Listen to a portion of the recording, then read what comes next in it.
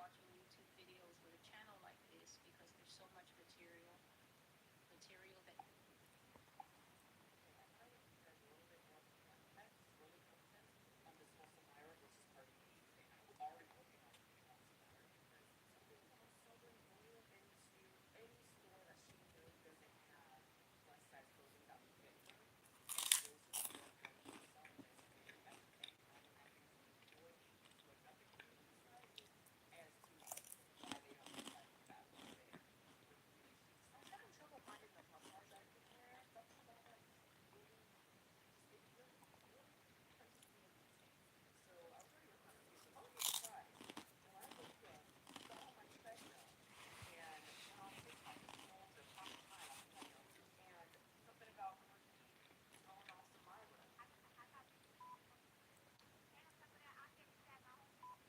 Quick little rundown. Samira tells off Cardi B for a joke, talking about she was surprised that her dreads sold out and that her fat fans are just big as hell and shouldn't have no Chick-fil-A. Cardi comes back and does not apologize, which is what Samira comes in and what she usually will get. And this time, she didn't get an apology. She got a pretty much kind of a F you. Then another rapper, I think rapper, I'm not too sure. Some other woman comes in and does it gets even worse. What if Samira responds to me? I don't give a damn. I'm probably not gonna respond back because she's probably gonna tell me to read a book on fat phobia.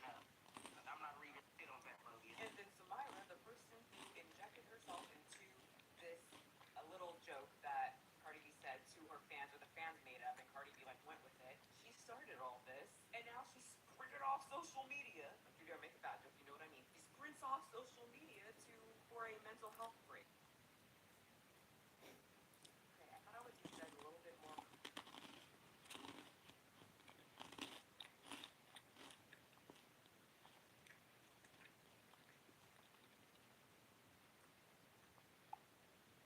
I saw 100 successful Etsy shops for 30 days. Day 15, I noticed something weird. They all looked the same, same fonts, same layouts. Were they all copying each other? No, they were all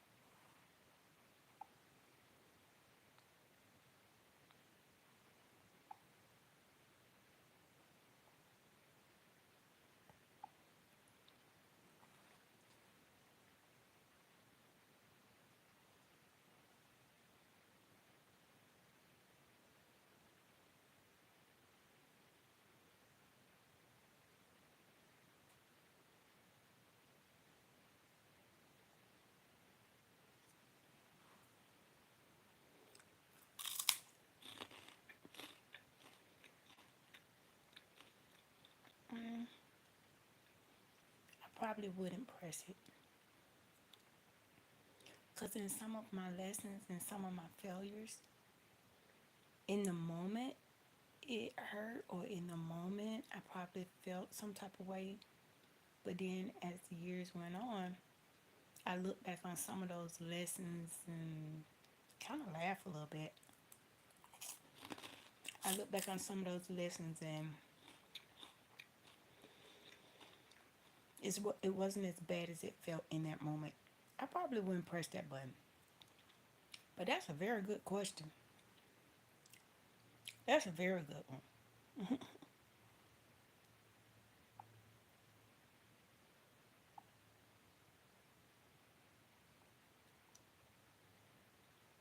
Because now that I think about it,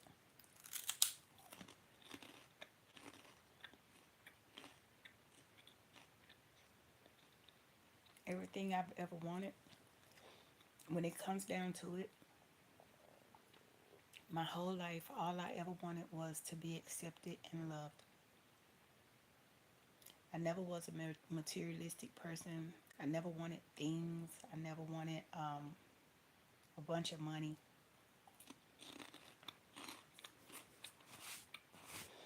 I always have just wanted to be accepted as I was and loved. I feel like I've been chasing that my whole life, is to be genuinely loved. Even now in my 40s, I still feel like I have not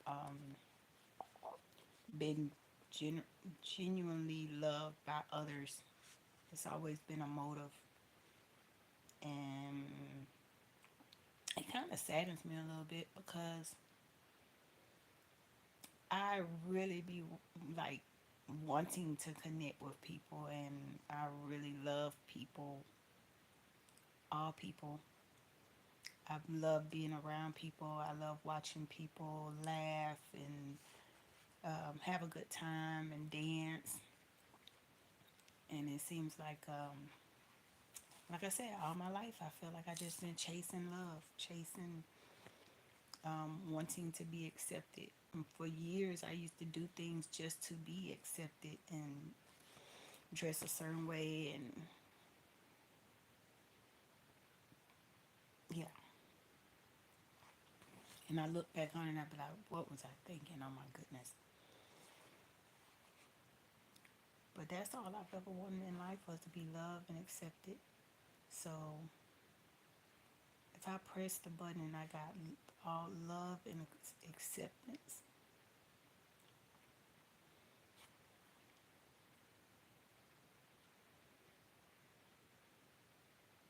because I think love would conquer all. Some people think money would answer all your, help for everything that you need. But I feel like love,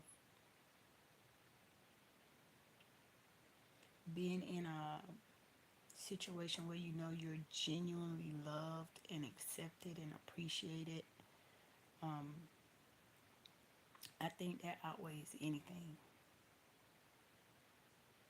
Anything. That's a very good question. Thank you for making me think of that.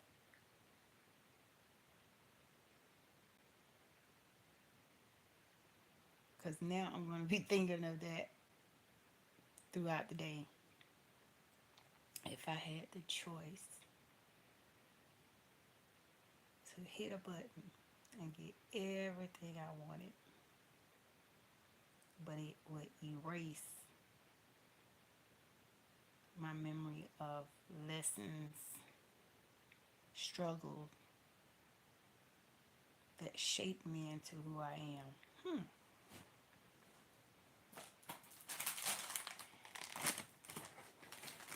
Now you got me in deep thought,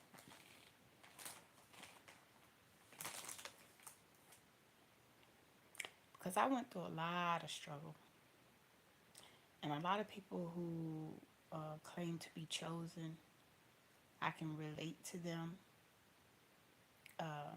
because I do feel like when you have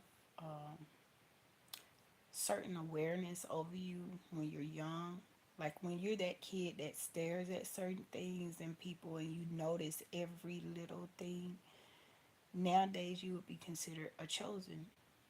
And I feel like growing up that way, noticing everything, and always going through something, I feel like we're the ones who consider themselves chosen are always going through hardship. Nobody in your circle understands you. Some people will try to belittle you in conversation. Um, yeah,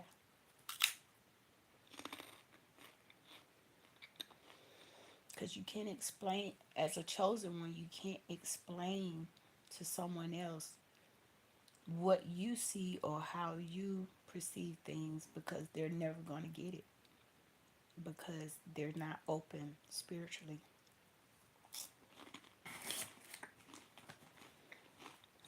They just see things in the physical.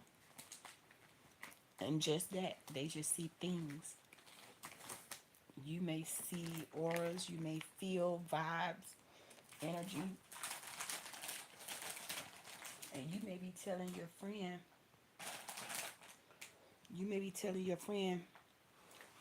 don't go in there. I don't think this is good. And that same friend will be telling you you're overthinking things, you being lame,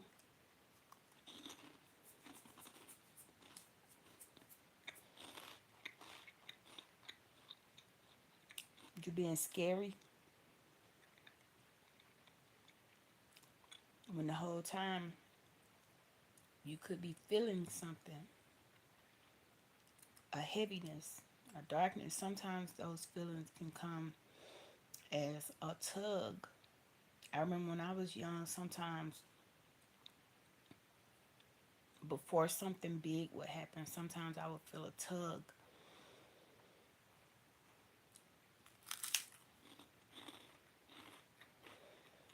And I used to try to talk about it. I used to try to tell my parents. I was always kind of shrugged off or seen as I'm just telling a story just to get attention. But I literally used to feel a tug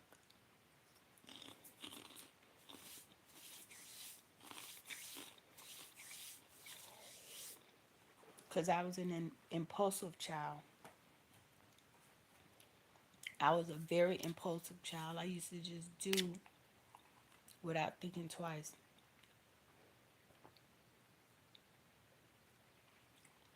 I was that child that would build a rickety ramp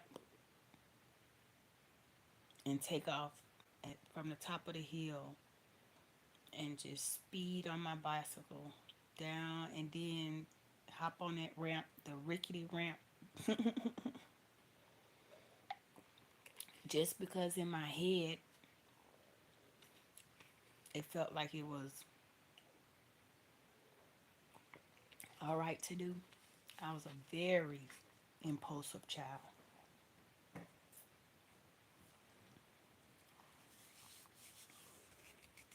And I used to feel a tug. I used to feel when I got started to get a little older, when I would stop before I do something, I would feel a tug or I would feel a heaviness. Me and my friends, we were going to go into an old abandoned church one time, and something inside of me told me it was not cool to do. It wasn't uh, the right thing to do. So, as much as I got into crazy stuff growing up, that was one of those times where I stood outside and I wasn't even on the parking lot of the church yet.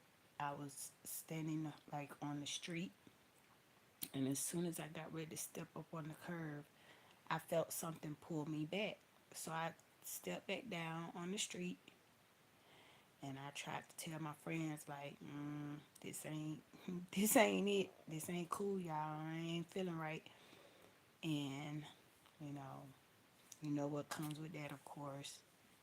You get teased, you get laughed at and everything. That was one of my struggles that I grew up with is I wanted to be accepted and loved so bad that I was willing to go off and do things with my friends and things that I knew weren't right. But like I said, as I got older and started feeling that tug, there was something different. I was like, nah, this too far. This something ain't right. And something did happen that day, but I wasn't involved because something tugged me and told me, don't you go in there. Don't you go in there. Everybody who went in there, something happened to them. And it wasn't like little stuff. It was like big things was happening. Sandra D, what you doing up this early in the morning? It is 3 something in the morning where I'm at. Oh, you at work? Okay. Oh my goodness. Yes, you know I'm collecting hours like Pokemon cards. Yeah, let me see, let me get the name right. Nice Talks had asked me a question in the chat and it actually got me to thinking.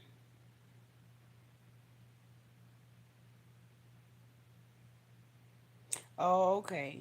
Mm-hmm.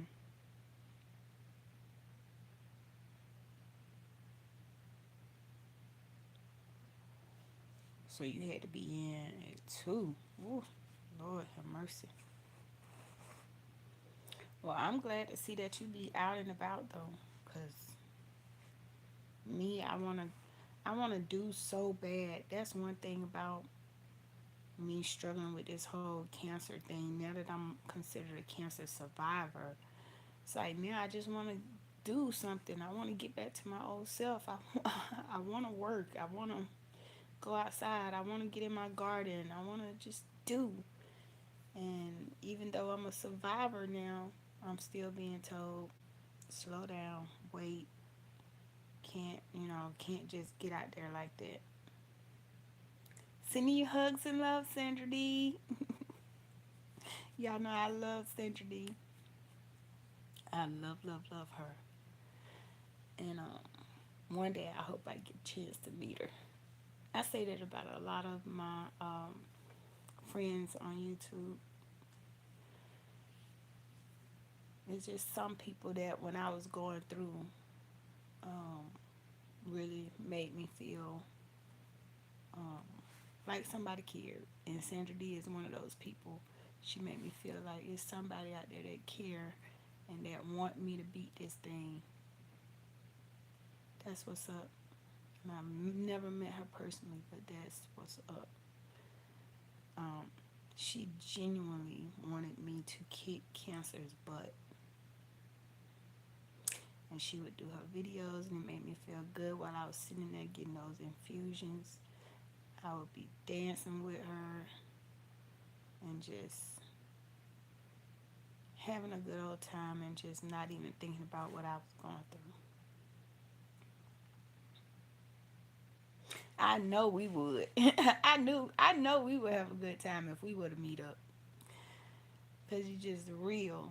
You real and you're an honest person and you positive. That's what I like about you, Sandra.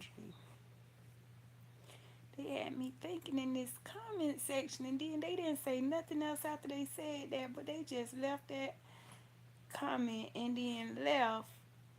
But that comment really had me thinking. Okay, the comment said, if you had a choice to press a button and get everything you ever wanted in life, but with pressing this button, it would erase all of your struggles and your lessons um, that made you who you are today. Would you press the button?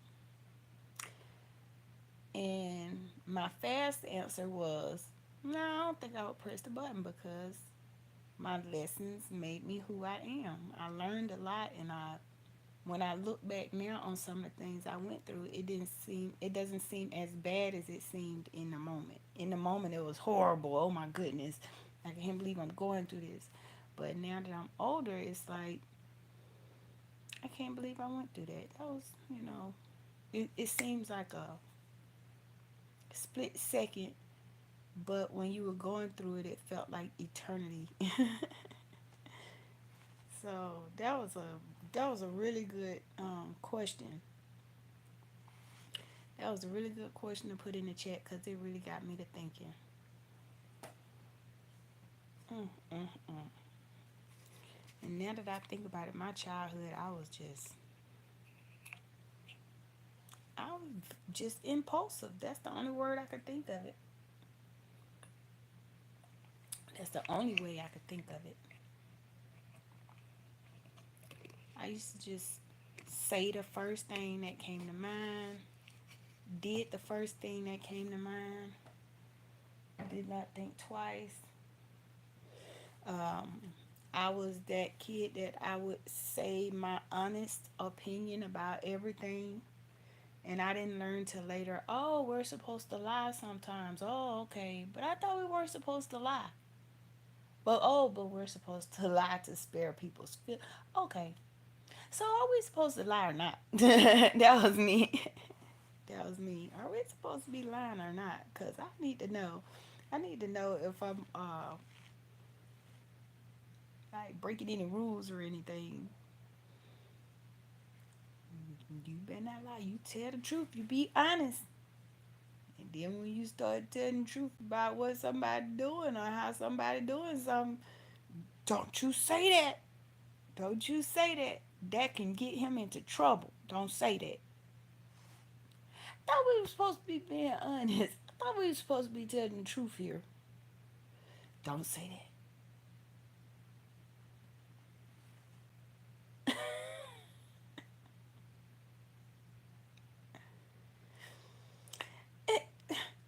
Talk about him. What you doing in here? It is 3 in the morning. Y'all tripping. Y'all tripping. I put this up for my trolls. Happy Sabbath. Buenos dias. Buenos dias. ¿Cómo está?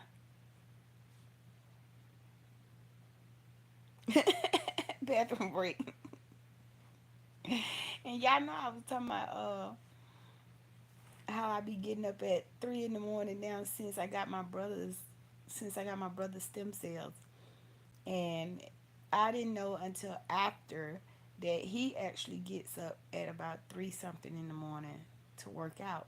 I said, now I ain't finna be working out at no 3 in the morning, but I do ever since I got his cells. I would say around day 20, day 30, something around in there. I probably got it wrote down somewhere, but I started getting up at like 3:30 in the morning. Between 3:15 and 3:30. Just no alarm, no nothing. I just get up, and when I get up, it's like I'm ready to do something. And I didn't find out till later that that's one of the traits that my brother has, and I have picked up on that trait since I have his stem cells. So sometimes they'll say, "Oh, you won't notice too much of a difference when you get somebody's stem cells." I probably need to do a whole nother video about it because now it's certain things that I do and that I like that my brother like for instance this before I had my stem cell transplant, I wasn't a big fan of Powerade and Gatorade. As a matter of fact, I was tired of it because when I was in the marching band, that's all we drank was Gatorade and Powerade. But ever since I thank you for the hearts, but ever since I had my stem cell transplant, um, I love Powerade and Gatorade, but it gotta be cold. Gotta be cold. And I love water.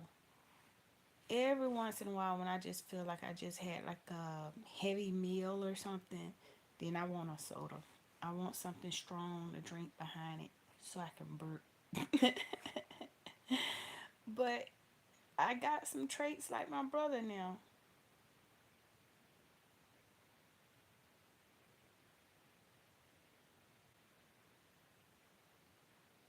Homemade banana pudding. Uh, you know what?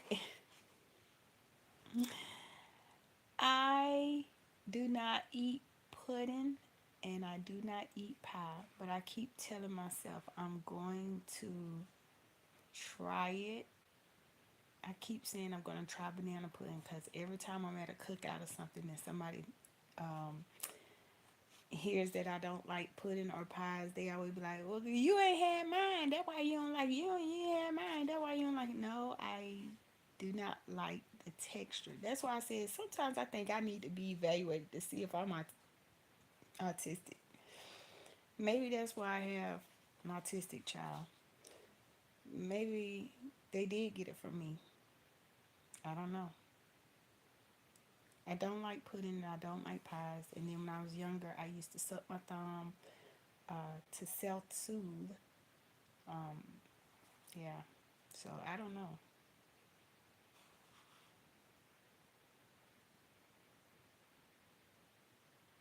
Top to bottom said, "Are you gonna record while you're making it, Sandra D?" I think Sandra D is at work, so I don't think she's gonna record it.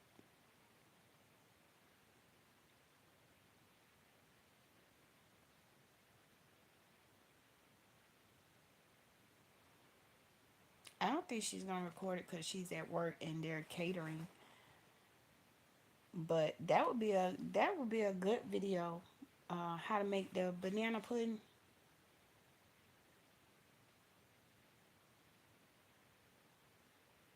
Yeah, it's the texture for me.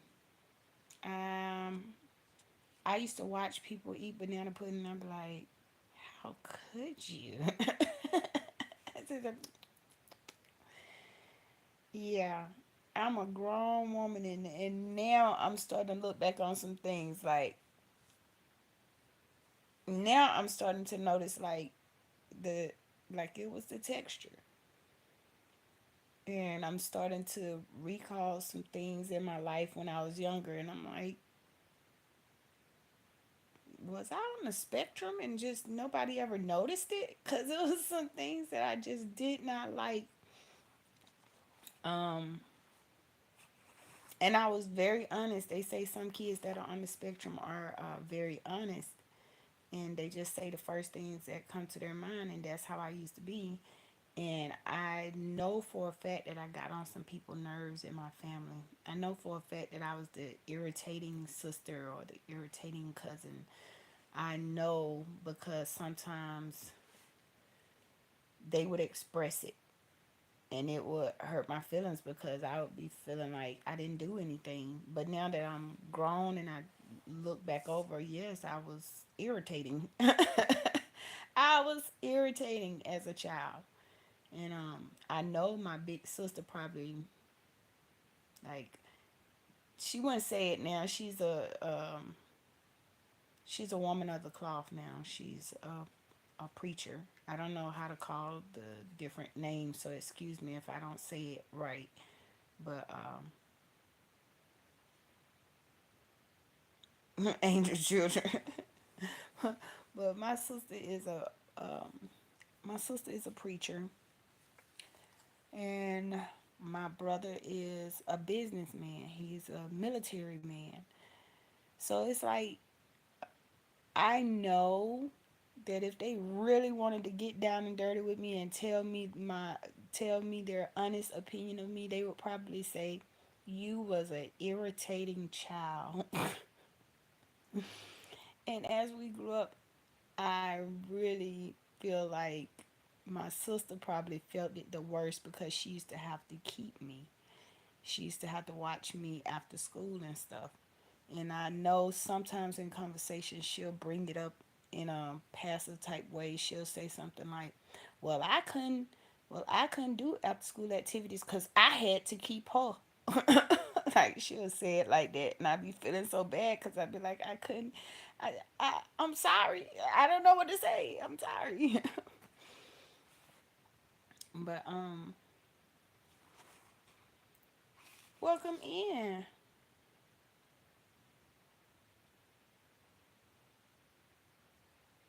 Paul. Welcome in, Paul.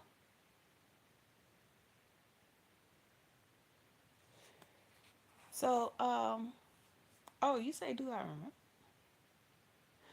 Hold up, let me make this point real quick. Cause y'all know me, I be all over the place.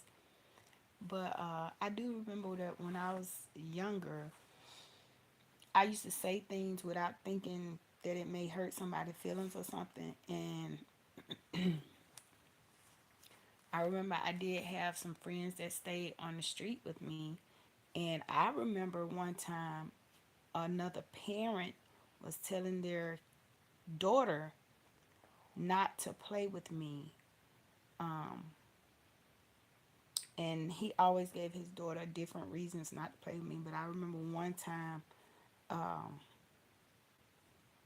specifically, he told her not to play with me because I talk too much.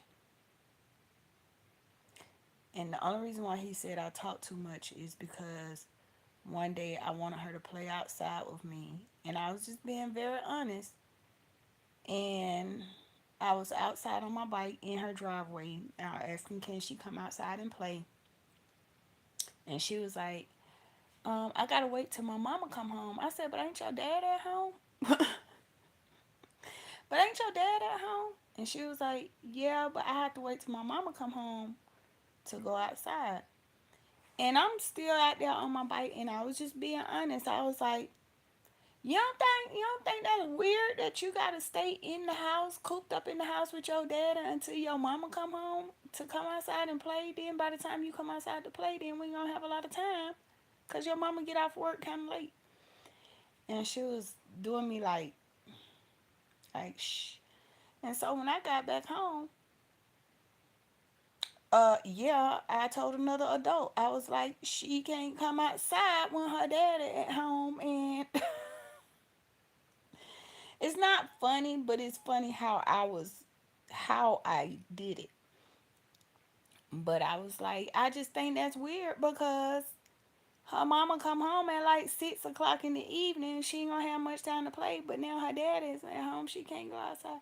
So then that next weekend when I wanted to play with her again, um, her dad told her not to play with me because I got a big mouth. I talk too much. And she did not play with me. But I was just one of those kids where if I saw something that was not right or weird or something like that, I would just say something. When my brother got ready to go into the military, they had a party for him, and they like they let people go up with the microphone and say stuff or whatever. And I remember like it was yesterday when I got ready to go up there and say something. I already knew in my head that I just wanted to say, I'm gonna miss my brother. But I remember when I was walking up there to get to the mic, I remember an adult saying, "Oh Lord, what's she gonna say? Oh my God." And it threw me off. And then when I got up there to the mic, I was nervous then and I forgot what I wanted to say. But it hurt me because I heard an adult like basically I heard an adult basically bash a kid and was like, "Oh my God, what's she gonna say? Oh my God!" Like, and it just hurt my feelings because I was like, "I'm just a kid, and it's my brother that's leaving." Like, and then by the time I got up there, it was like I was nervous. And then my cousin came up there. Every time I did something, my cousin had, we hung together. We was close, and that just threw me.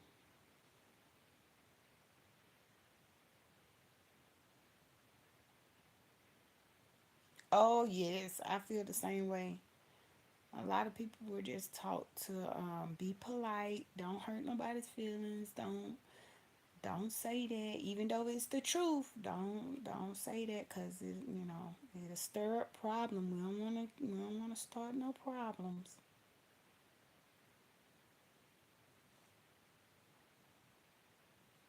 You're right about that. Like I said yesterday, some people would rather get hit than to hear the truth. And you don't understand how much I hear people saying They don't like a certain group that I'm involved with because they scream and holler at people in the street. And I'm like, first of all, I'm not with them. Like, I think they feel like all of us are together or whatever. But first of all, I don't know those people. But I know who you're talking about. I know what you're talking about because I used to go downtown a lot. But my thing is, some people would prefer for you to just not say anything than to speak truth. And it's weird. That's weird to me. Like I was saying yesterday, if I see that you're about to dot off into traffic, you don't want me to say anything because you don't want me to yell. You don't want me to scream. You want me to say it in a way that's going to be pleasing to you, but the whole time I'm just trying to stop you from going off in traffic.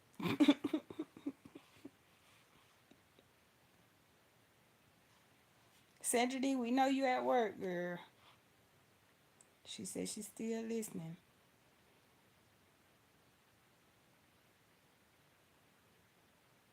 You gotta do 400. What?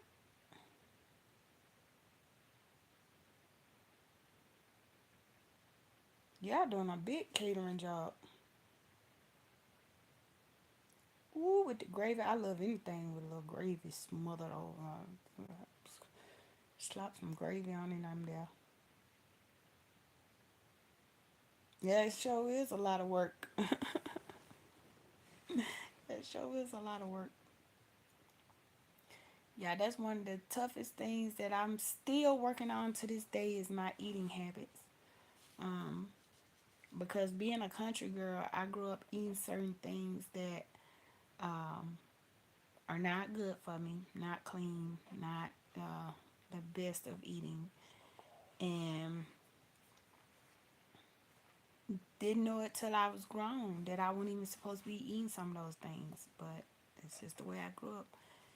And when I got into, I thought I'd be trying not to say exactly.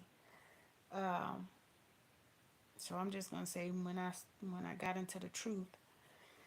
Um, when I got into the truth, it was a lot of things that opened my eyes, and one of the things I started to notice was some of the things that I grew up doing was the total opposite. And I'm like, oh my goodness, it was created that way. It was made that way to keep us from doing what we're supposed to do.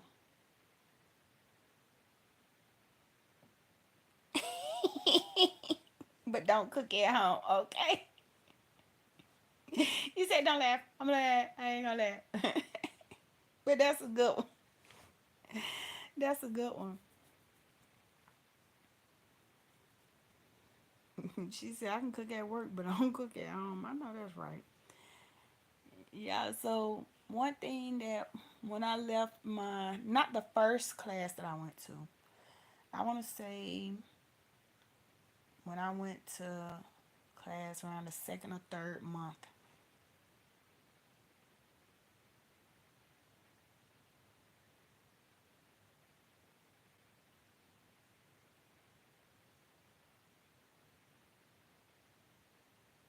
Mhm. Yep. And then you was in New York too, with the Nation of Islam in New York. But let me tell you, after I had really started wanting to know more, and I wanted to go strictly by what was written, I was driving home one day and I started noticing, like, oh my God, so we're not supposed to be doing this, this, and this on the Sabbath. But they have it set up where growing up, they had us thinking that that was the day you were supposed to be doing these exact things that are written saying we're not supposed to be doing. So, um, like I grew up where on Saturday morning we clean. We still joke about it to this day, but I have not told my extended family that on Sabbath I don't, cause I can, how can I explain this? Cause when I'm talking to them, I can hear in their voice, I can see it in their stance. They totally change because they're ready to debate me. They're ready to debate. And I don't be feeling like doing all that. I just be straight up telling them like, nah, I don't do that today. Maybe tomorrow. Or I'll just say something like that because when I started to say things, I would see that they're irritated. I would see that they want to debate me, and I'm not the debating type. And plus, I feel like if you got a problem with it, go see my elders. I won't direct you to my husband because he's a Catholic, and we didn't have our. I mean, but I still, since I don't know how to explain it without sounding crazy. So I would just say, I would just direct you to my elders. But I started to notice, I grew up with them saying, Saturday morning you get up and you clean the house. Saturday morning you get up and clean the house. And I was like in class, like, wait a minute. So on Sabbath, we not supposed to be cleaning down the house. Like,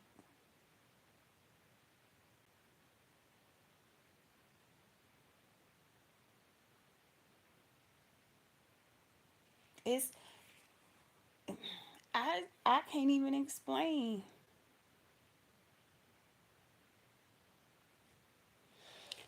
Um, when I was driving home one Sabbath after we had like a class or whatever, and I was still getting used to certain things. I was still learning. I was still fresh. I'm still considered as fresh, really, to be honest, because there's some things that I still have to work on. But um, I remember driving home and I started seeing yard sales and stuff. I started seeing people outside washing their car. It's stuff that I started thinking like, oh my God, we have been programmed to do the exact opposite of what we were told in the word. We have been programmed to believe that the Sabbath is when we are supposed to buy and sell. It's when we're supposed to clean the house. It's when we're supposed to have cookouts and so it's like, were they setting us up? Are they setting us up to actually be disobedient because they knew the word more than we knew the word? So was it a setup? That's just how I feel. I don't want to get too deep into it, but I think you understand what I'm saying. I think top to bottom understand what I'm saying. Cause I started thinking of when I was growing up, I was like, dog, it's like we were taught you supposed to do everything on the Sabbath. You supposed to gas up your car. You're supposed to clean the house down. You're supposed to cook up a big meal. Matter of fact, even start cooking your Sunday meal on Sabbath. And I was like, when I started reading the word and actually getting deep into it, I was like, I ain't supposed to be doing all that. We have been programmed to do exactly the opposite of what we're being told to do. That's crazy. I mean, everything. We used to get our hair done for Sunday services on Saturday.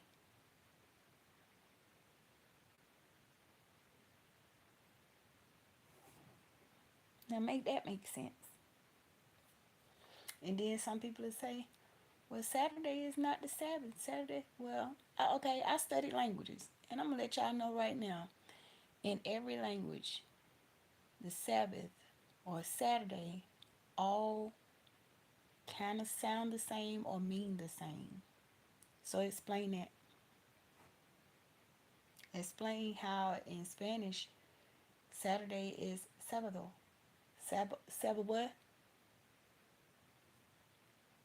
Sabbath, Sabbath, Saturday, Sabbath. Explain that to me. See, I'm one of those kids. Well, I want to know where you get your information from. I want to know. If you're going to sit here and, okay, Sabbath, Sabbath, Saturday, Sabbath. Can we put two and two together and say, we have been bamboozled? We have been led astray. We have been taught to do the exact opposite of what we were told to do. That's the crazy part. And some people are still stuck in that frame of mind where they feel like what we were taught was above what is written.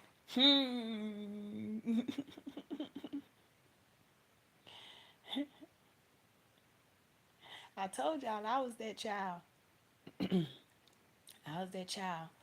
What that's it? I even asked my mama one day when somebody was saying something about said something in church, and everybody used to say this saying. I forgot what it was. Oh Lord, I forgot what it was.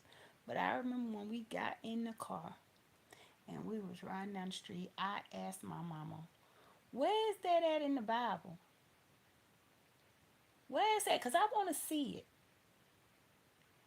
And my mama was honest with me. She said, "I don't think it's in the Bible." She said, "I think that's just something they started saying in reference to something in the Bible." And then when we got home, she was telling me, "I think it's in," and she gave me a scripture. And she said, "It doesn't say exactly that, but I think that that's an interpretation." And people just started saying it, saying the interpretation, started saying how they see. But I wanted to know, where is it in the Bible where it says this?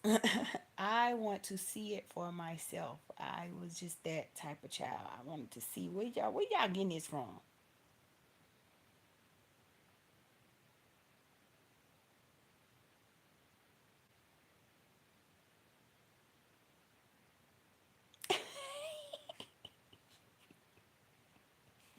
They done got the wrong child in the Catholic school because you in there asking questions. You in there asking questions. And I stayed down the street from a Catholic school. It was the cathedral and the school were together. And when I started working at this shoe store, one of the guys that worked in there, he actually went to that school and that church, well, that cathedral. And I used to ask him a lot of questions. I'd be like, "So, what you're saying is," and I know he got tired of seeing me coming. He was like, "Here she go." But I just had questions. That's it. Just questions.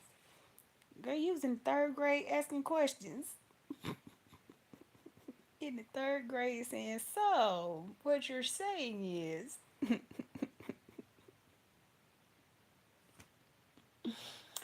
that is too funny. That is too funny because I feel like it's something in certain kids, and I think I was one of them. It's something in certain kids that just, something inside of you just won't allow you to accept things that you know aren't right. It's just certain things, it's certain kids that I feel like just have that feeling, and I'm one of those kids. I had that feeling where it would just, it would sit with me if I hear something that didn't sound like it added, it was um the same as what I read, or if it was different from what somebody else said. I wanted answers. I would ask, like, "What's going on? Where is this?" Sandra, you sure do got to get busy because all that you got to do. Y'all got a big catering job.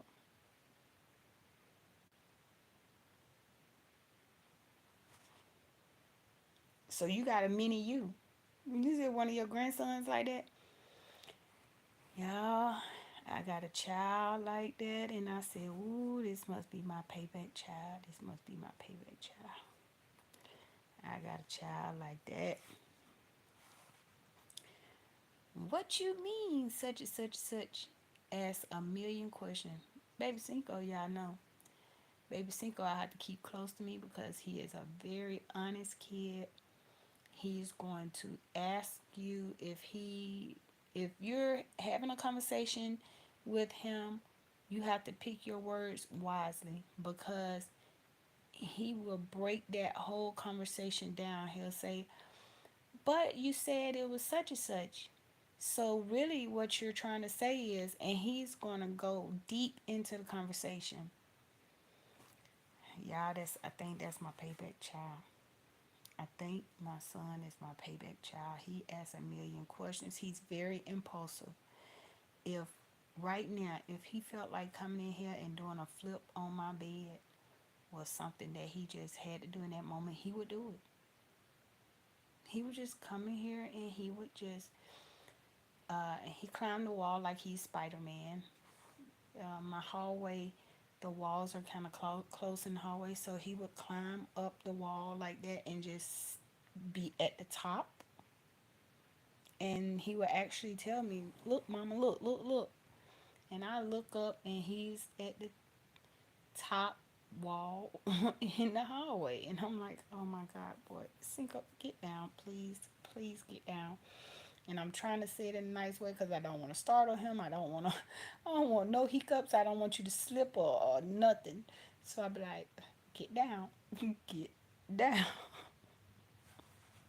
But he's a very impulsive child also.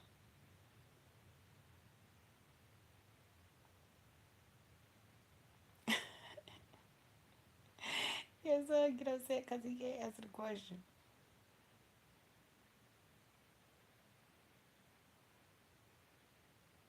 Yep, I tell my son all the time, let's Google it. Let's look it up. Let's look at some videos. And then I'll tell him, I say, don't just accept your first answer you get. Let's actually look into it. So that's how I try to answer Baby Cinco when he has like a deep question. I'll tell him like, let's Google it, let's search it, let's look at a few videos about it. Let's pick out the videos where people actually have points of reference and they have points of reference and they're not just spewing off information that they think they know. So we like to watch some YouTubers that actually put up where they got their information from, or they will give you a list of books or something that they read.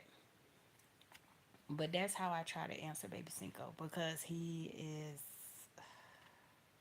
my payback child. He asks a lot of questions.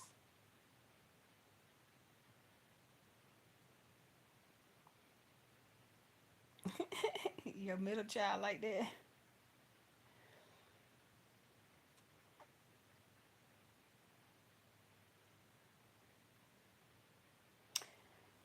We had a um, we had the whole thing of the encyclopedias in our hallway, and I remember those encyclopedias like it was yesterday. I wish we would have kept them. They were they were tan and dark brown. It was like a light brown, dark brown color. And that's what I tell people to this day. I be like, when we had to look things up, we actually had to look in encyclopedias and dictionaries and thesaurus. We had to really look things up. And I remember when we would have projects or something like that, we would have to use the encyclopedias to get our information. And then on the back of our report, or on the last page of our report, we would have to write down where we got all of our information, including if we got anything from the encyclopedia, we would have to put that in the reference. If we had a book that we checked out in the library to do some more research, we had to put the name of that book, the author, um, all of that.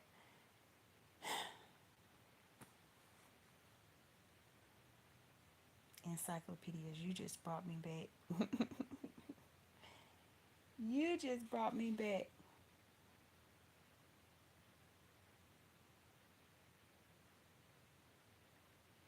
Mm-hmm. Yes, a lot of things that's out now has been altered. That's why I said I wish we would have kept our old encyclopedias and stuff. But like I stated, it's certain things that I feel like we were set up. Like they made us feel like, oh, this is of the past, and the newer version is gonna be better, and the new this and the new that. Just like I still have my children's. I had bought this set years ago. It was over 20 years ago. We bought this set of Bible books. My my husband actually I was the one interested in it, but my husband was the one that went ahead and purchased it. So these Bible books was like a collection, and it's for children. And it was like $100 and some dollars for the set. We got the whole set, including the two books that come with it. That's for like the parent or the teacher. And I still to this day have those books. I should show it one day, but I still to this day have those books. And I'm glad I kept them because when we looked those books up, those books have changed. Those books have changed now, and I'm like, those books are, oh, why would they change that? It have all the facts in there. But the newer version, they left some details out. It's crazy.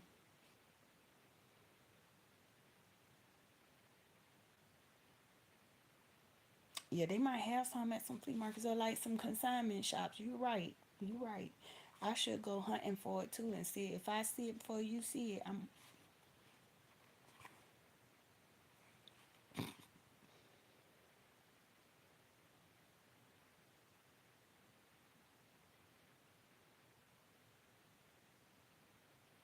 okay.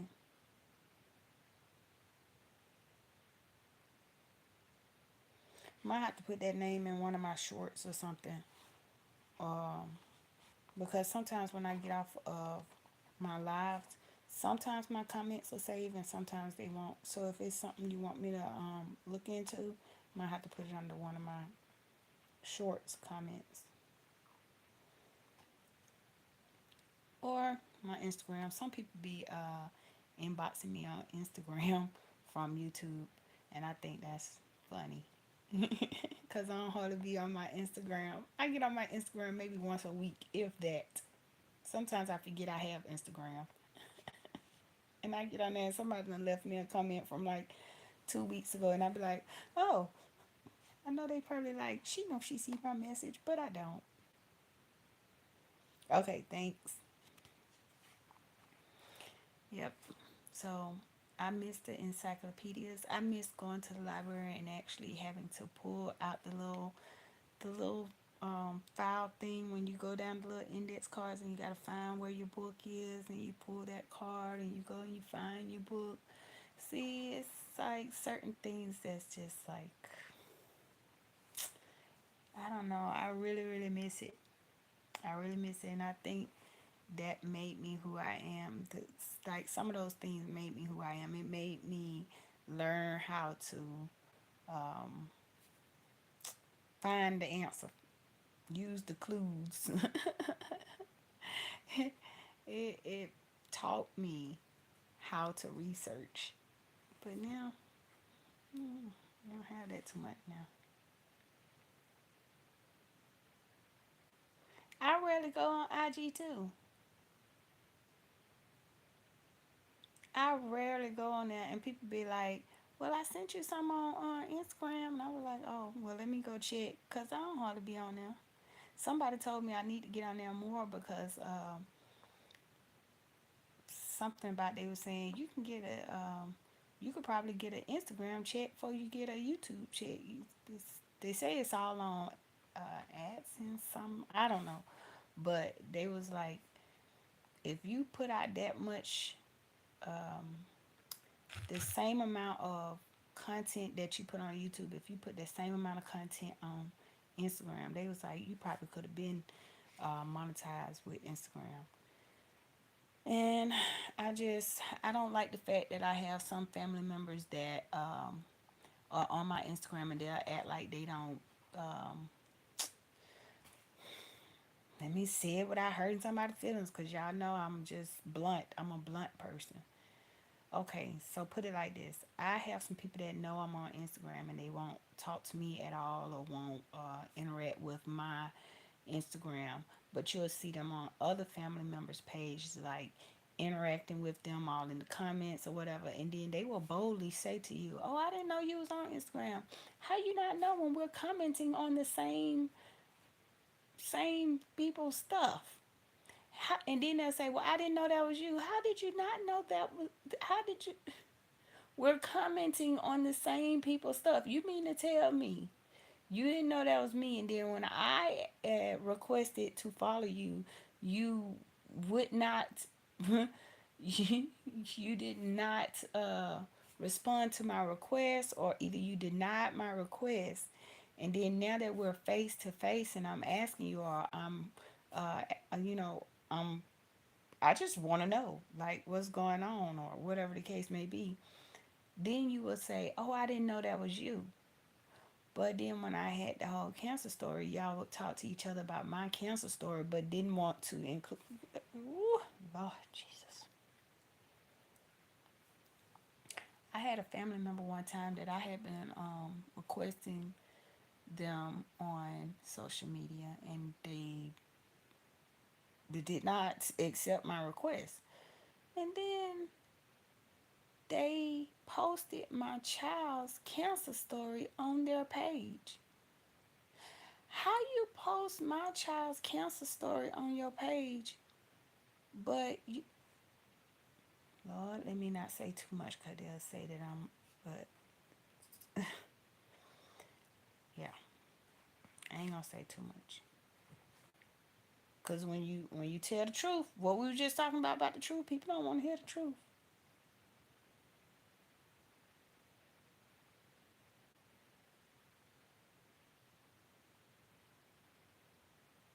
Yep, it's all fake and phony. People post, um, like if they get a new car or something like that, or if they feel like they balling in some type of way, they post that, and then they have people thinking that they just got it going on and everything. I can't, I can't, I don't know. And then people shoot shots on social media where they be talking about one person, but they try to act like they not talking about that person. I can't do all that. To me, that's just messy. I ain't got time for messiness. I ain't got time for it. I don't have time for people faking like they cool with you and then only come to your page when they feel like you down and out, or feel like they got something going and you don't, or something. Then that's when they want to come and um, be on your page or something. It's crazy.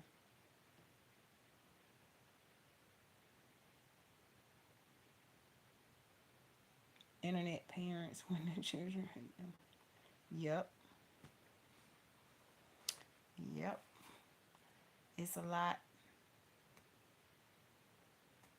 It's a lot. I just be like, look, I'm better off just sitting here in my little cave, cause that's what I call my room, y'all. That's my little cave, and I just sit here and I do my little language learning. I try to think of new ways to help my toddlers, because my toddlers are in the middle of being evaluated to see if they are on the spectrum, or if they have ADHD. So I be in here trying to think of different ways to help them. I try to think of different things I could do with baby Cinco. I ain't got time for mess. I ain't got time to be trying to compete with somebody else's life. I ain't got time to be making content where I'm half naked with my boob hanging out while I'm trying to cook just so I can get some attention. I don't need that type of attention. I got real stuff going on here. I got real stuff going on. I think they're going to get a couple of evaluations next month. They have one that's going to be about an hour long, but it's going to be an online evaluation. So I don't know how that's going to go.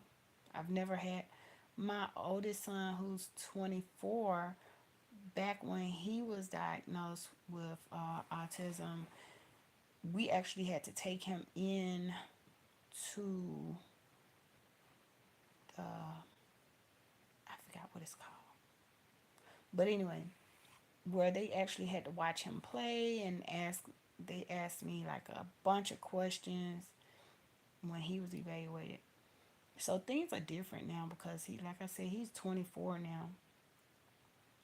Um, but my twin toddlers now, they're 3, and she said something about they could do the online evaluation because um, that's just how they do it now. And then after that, they can have them come in and do certain things like see how they play with toys, their eye contact, which is their eye contact is very good. Like they gonna look, they gonna be all up in your face. So I guess that's a good sign. They not squeamish with you touching them, hugging them, or nothing like that. They let you kiss on them, hug on them. So my oldest son, who's nonverbal, he didn't like any of that when he was a toddler. He didn't like you being all in his face. He didn't like you touching on him. He didn't like giving eye contact. My first grandchild is autistic. My second grandchild is just a smartass. Well, that goes hand in hand because let me tell you, that one twin that's nonverbal and the other twin that is verbal, the twin that is verbal speaks up for the twin that's not verbal, and he's one too. He's one too. My son, Packboy, Packboy 14 here on YouTube, he's the one that's the yeah, he's the smartass. He's, let's just be very clear about that. But it works with their dynamic because he's the one that don't play about his twin. He's the one that's gonna make sure his twin is good. So I think it works. And they say that my son is still nonverbal because he don't just openly come and have conversation with you, but he's he he talks. He just don't start conversation with you. But if he wants something, needs something, he's gonna relay that message to you. But he not just gonna come in there and sit in the living room and sit in the chair and have a little little talkie session. But the reason why my twins now have to go in for evaluation is because they're not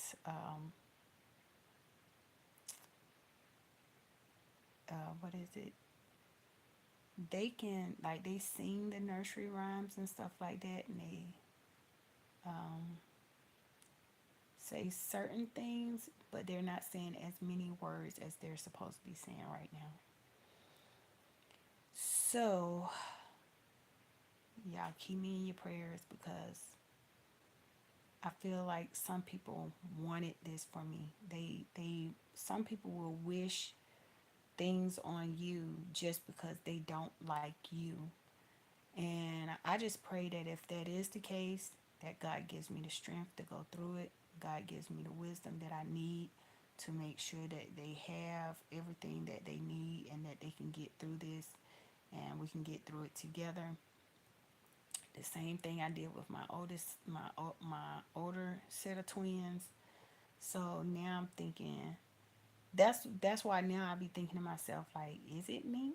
Is it me? Like, but I try to get out of that because years ago, the father of my first set of twins, he called me out of nowhere one day, and I was cleaning. I was like in a good mood, and he called me out of nowhere one day and was like, "Yeah, I I read that come from the mama.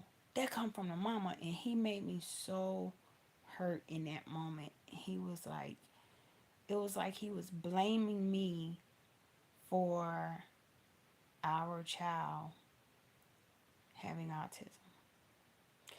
And in that moment, I wasn't really worried about where it come from or who gave it to him, and then like it was a disease or something. I was just looking at it like, okay, our child is gonna be a little different. We have to figure out what we could do to help him so that he won't struggle too bad. And my thing back then was I wanted, since he couldn't communicate, my thing was I wanted him to at least be able to write what he needed. See, now they have these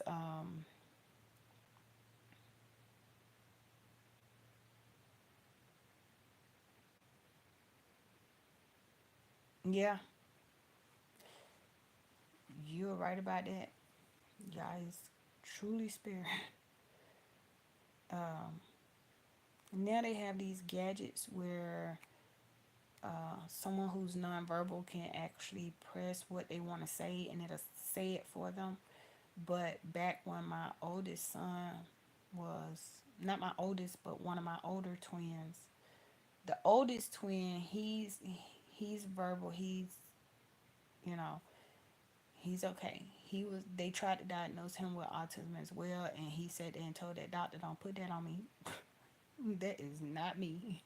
So that was Pac Boy. He told them doctors don't call him autistic. So they just put him down as having a speech delay. He didn't start speaking till he was 6 years old. Um, but as far as my other twin, my main concern was if something happens or if he have an emergency, I wanted him to at least be able to write out what he wanted. So to this day, he can spell really good. He can write really good because I sat and I just worked on him. I wanted him to know how to spell out his whole name. I wanted him to learn how to write his wants and his needs. And I just worked with him, worked with him. And we had a deep freezer in our kitchen at the time. And I had like this tall chair, like kind of like a stool.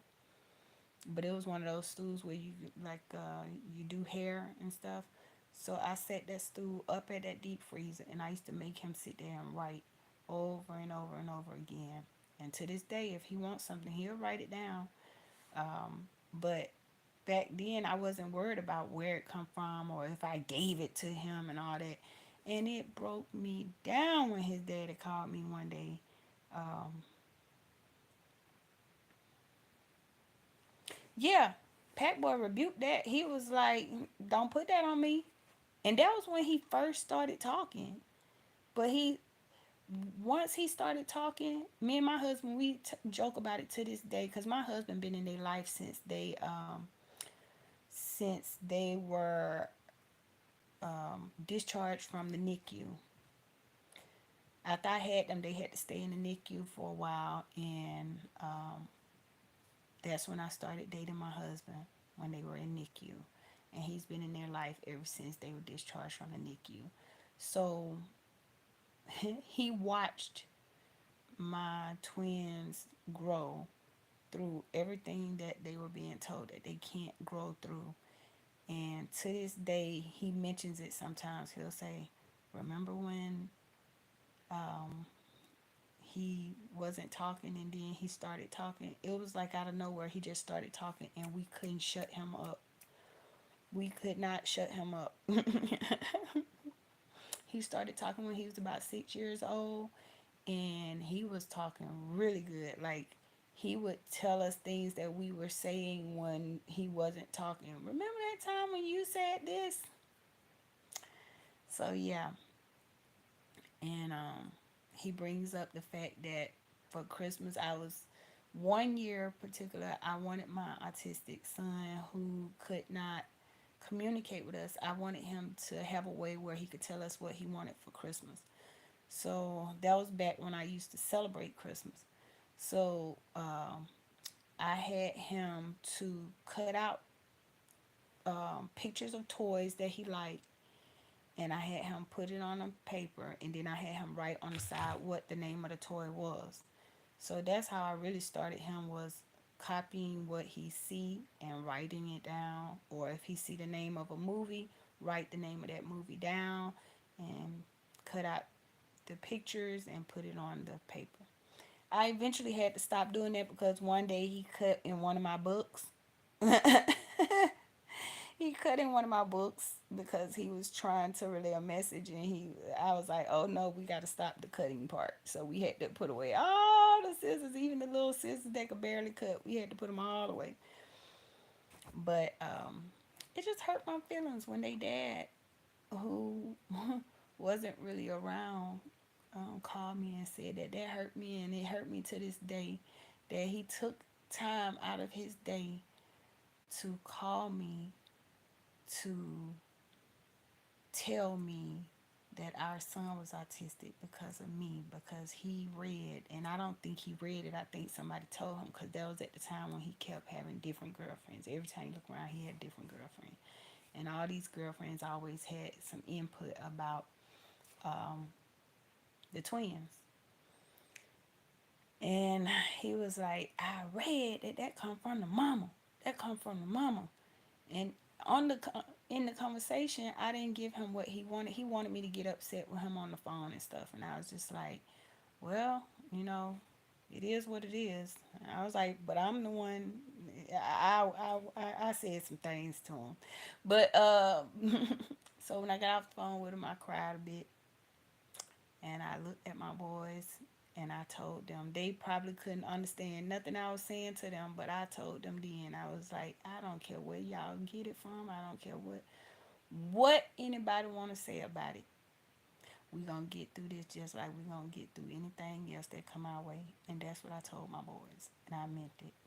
I told my son that when he was diagnosed with that brain tumor, I told him, I said, we're gonna get through this just like we get through everything else. We're gonna get through it. And that's one of the things that I just always remind myself every time I'm faced with something. I'm like, we're gonna get through it.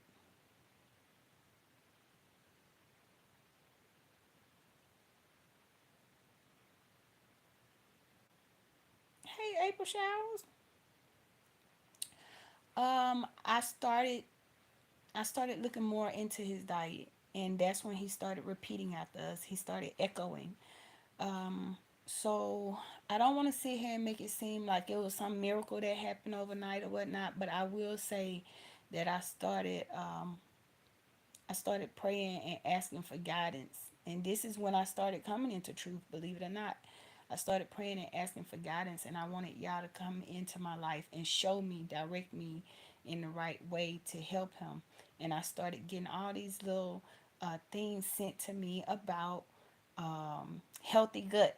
See, back then it wasn't about like, who is it? I forgot what his name is, but not Dr. Sebi.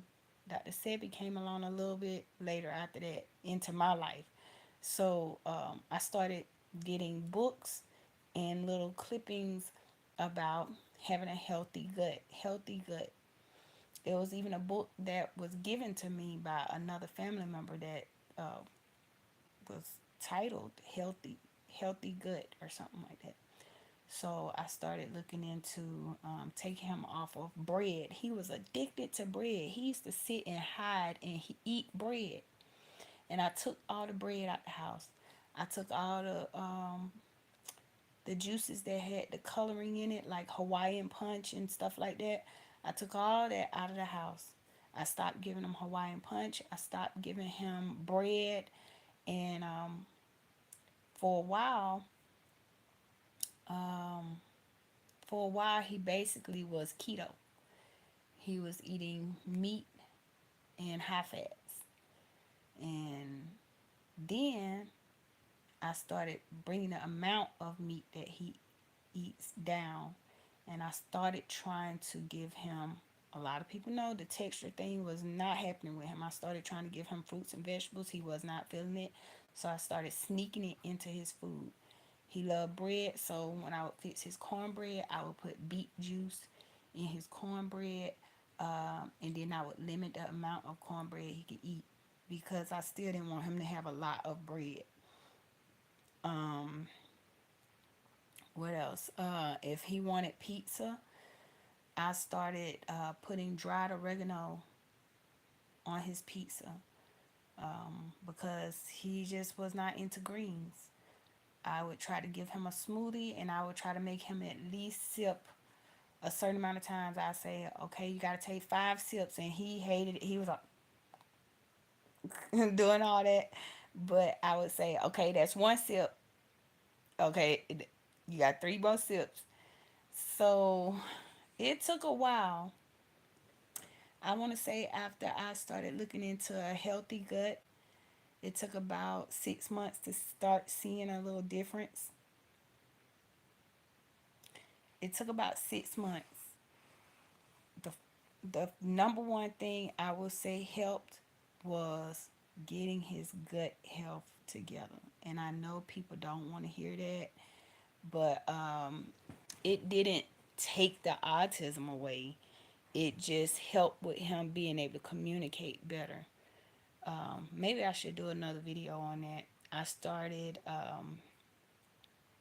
watching the amount of certain foods that I gave him because he was really about that whole texture thing. He does not like vegetables and fruit at all. At all.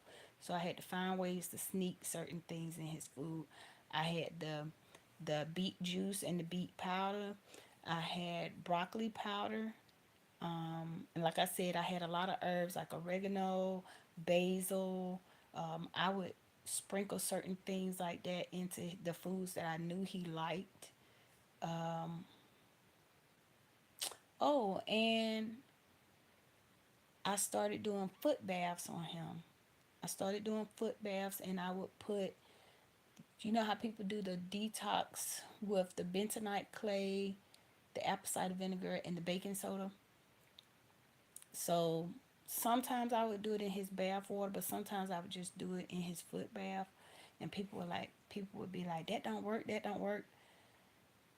I'm gonna tell y'all, when I started cleaning up his diet and I started making him do a detox, either a bath or a foot bath once a week, I would do it like that Friday before I knew he was gonna go to his dad's house or something like that. I stopped doing that eventually, but I would do it right before I know he's about to leave for the weekend or something. I would do a detox bath and make him sit in there for at least 30 minutes.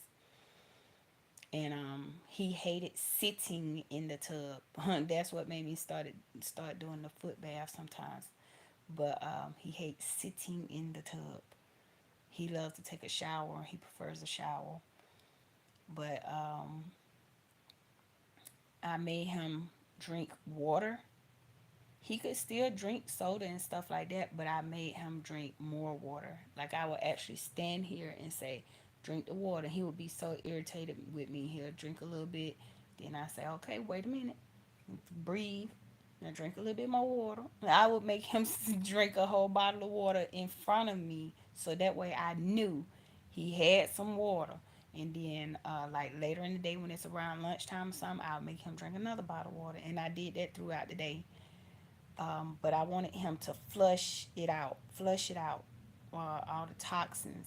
I changed his laundry detergent. I stopped using the regular laundry detergent. I started using gentle laundry detergent. When I cleaned his room used to be cleaned like with the heavy cleaning products. Mm-hmm.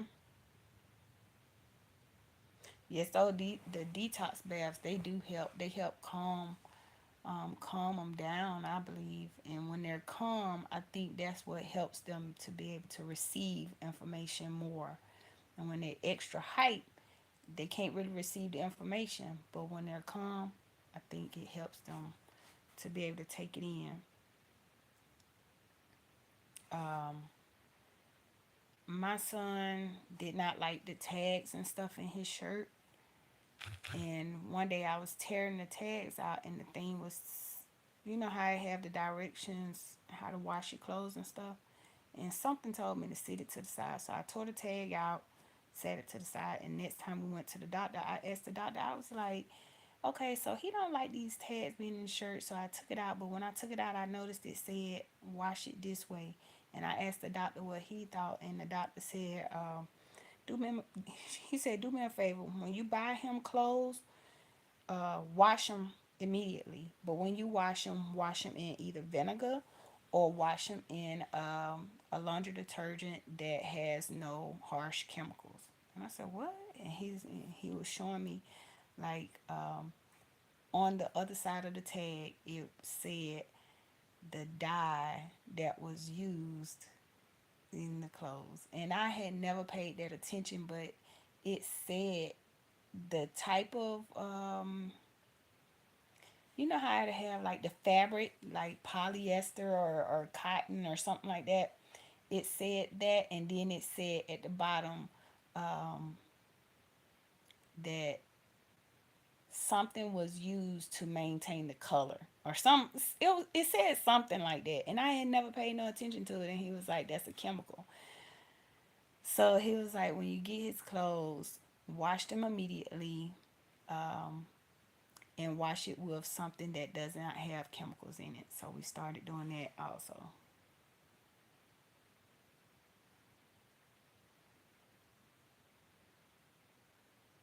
And I'm premenopausal now.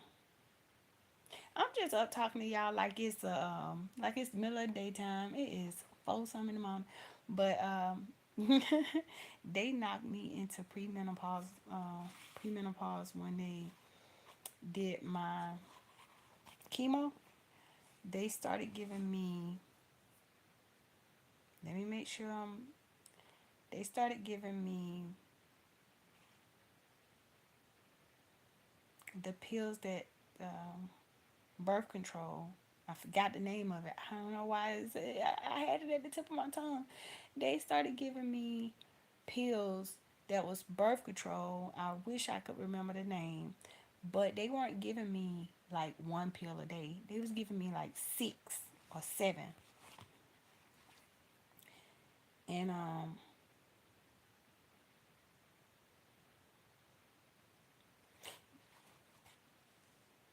I need to go back and see that then, cuz I didn't even realize it until our doctor at the time told me that.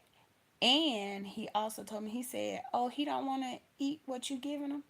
He said, "Well, don't give it to him. Sit it on the table." He said, "And don't give him any snacks. He gonna get hungry and he's gonna come back to it." That doctor, I love that doctor. He's retired now. He was really old, but I love that doctor because he wasn't with the whole like give your child a pill to help him or whatever. He was the type of doctor that'd be like, no, we need to clean up his diet, and we need to work with him because this, he's autistic, no doubt. But he was like, we need to work with him so his life can be a little bit easier. We need to make it where it's a little bit easier. And he was like, oh, so he don't want to eat what you giving him? Because I told him, I was like, I try to give him fruits and vegetables. And I used to eat collard greens all the time. I'd be like, even when I eat collard greens, he don't like collard greens. How can my child not like collard greens? He said, oh, he don't like it. Fix a plate. And he said, put it on the table. And he said, don't give him no junk food. Don't give him no cookies. Don't give him no chips. Don't give him any juice, that high sugar juice. And he said, cover that plate with some foil and sit it where he'll know it's his plate. He won't eat it. Cover it with the foil lightly. And he said, he's going to come to that plate. He get hungry. And sure enough, I saw him easing over to that plate one day when he started getting hungry and he started eating the chicken. And that's when he started doing meats in high fats because he started eating meat. He at first he wouldn't eat meat. He was doing like he was picking it. He got hungry enough. He ate that meat and that cornbread. He still didn't touch the vegetables, but he ate that meat and that cornbread. Yes, not rejecting the collard greens. That's what I said. I was like, my collard greens is slap, okay? My collard greens is hands down the best. I know you ain't turning my collard greens down. These things him be hitting. He did not like my collard greens, y'all. And to this day, I be like, how can I have a child that don't like collard greens? Like, I used to sit and eat a bowl of collard greens by itself. Like, the next day, how you could just go and warm you up something. Everybody else be warming up a full plate with all the leftovers. I will warm up a bowl of collard greens and sit there in front of the TV eating that collard green. And I got I got a child that don't like collard greens. I said, what in the world is going on with the world? You gonna close your eyes, get all right then. Go ahead, close your eyes, get some rest, cause you know I'm collecting hours like Pokemon, like Pokemon cards. But I thank you for coming in. Had to put my thing on the charger. Instead of warming up a whole plate, I warm up me a bowl of collard greens so quick. Shabbat shalom, sister. Ooh wee. When I tell y'all, I will tear some collard greens down. I will tear some collard greens down. Put that smoked turkey in there. Let that smoked turkey boil down. Put that seasoning in the water. Oh, Lord, what you say, what you say. Make me want to have some collard greens. But probably throughout the week I'll make some collard greens. Now y'all got me thinking about collard greens.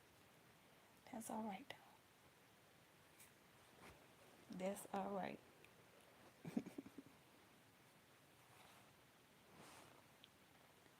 How long I been on here? Ooh, a long time. It's been a long, long time coming, but I know change gon' come. I know the people in the house are like, I know Mama is not up this early. Yes, I am. April Showers, you still in here? April Showers, I saw you was celebrate. April Showers, you look young. How is it that you went through all that? What kind of secrets you got? I be listening to you because I be trying to figure out what kind of secrets she got going on over there, what I need to know about for her to be a survivor in your age. You look better than some of these folks that's in their 20s and ain't been through nothing. You look good. You look good. And I mean that. I need to know what kind of water you drinking over there. April Showers must be drinking some water from a fountain of youth or something. Especially with what all you done been through. With what all you done been through, boy, that ain't nothing but prayers and prayers and good genes, I guess.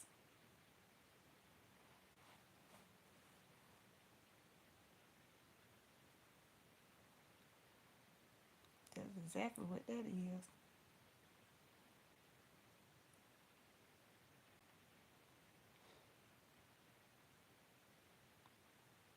I ain't gonna go back to sleep till probably about 5:30 in the morning. It's 5 now.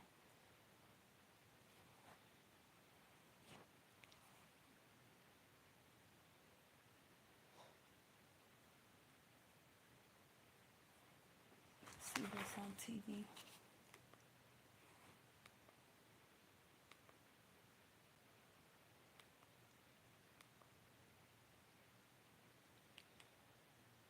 Sandra D at work early this morning. I think Boss Lady Denise be posting her videos at like midnight or something. Because sometimes I wake up at 3 in the morning and it be new videos from Boss Lady Denise, and I be like, when did she post this? Did she just post it? She be posting videos of Rocky, and it be like 1 o'clock in the morning. I be seeing she done posted some new stuff.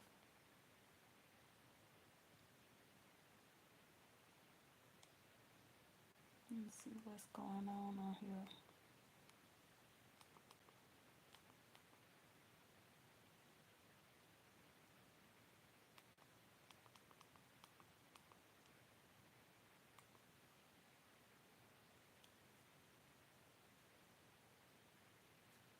Y'all must just got me sitting. Y'all must got me just sitting on play or something. I ain't mad at it. It's been so much going on in the world today that I never thought I would be living in a time like this. Y'all, I messed around and looked at the news yesterday, and I don't even watch the news like that. I don't watch TV like that. When I have my TV on, I'm either watching a movie or a documentary, or I'm watching the people I subscribe to on YouTube. And I watch a lot of people's lives because I like to hear their conversation in the background while I'm doing other things. So while I'm like cleaning my bathroom or changing the sheets and stuff on my bed, I have somebody playing in the background on live. Yeah, I messed around and looked at the news yesterday. And when I tell you that evil is just walking around like it's nothing. I mean, the enemy is just bold with it now. It's no more trying to sneak around and be evil. Now it's just in your face evil. I know, okay, Lounge, she was saying now is not the time to be joking with people or trying to do these little videos where you pranking people and all that. She was saying now's not the time, and I completely agree. Now's not the time because nowadays people have it in them there where they don't care that you was just joking or whatever. They will take it to the extreme. They will put their hands on you. They will try to off you. They will. These spirits don't care. These spirits that's roaming the earth now, they don't care. And you have people be like, I don't want to hear that when people tell me, pray about it, pray about it. You might not want to hear about it, but you might want to take a little gander at that. You might want to consider praying over yourself. You might want to consider praying over your family. And, you know, whatever God has to come is going to come. However, I feel that prayer can help soften that blow. Because if we are living in the last days, that some people say we're living in the last days, if that is the case, you better be prayed up because it's only going to get worse before it get better.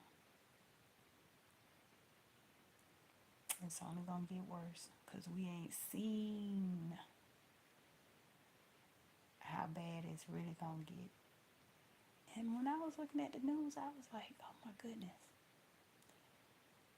I remember being taught this, that what's wrong will be seen as right and what's right will be seen as wrong. Everything is backwards now. Everything is backwards and it's all being justified. When I was young, it was this preacher that used to say, who in the hell left the gate open? I wonder if I could find that now. Who in the hell left the gate open? He had a sermon where he was talking about this dog that used to come up to the fence. And I was a little girl listening to this. And one day that dog didn't just come up to the fence, got out the fence.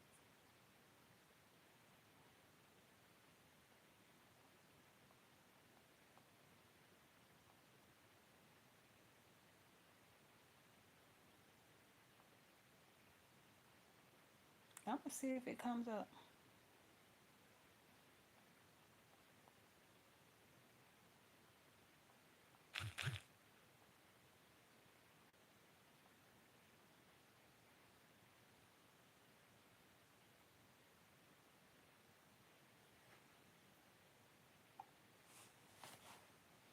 might come up because it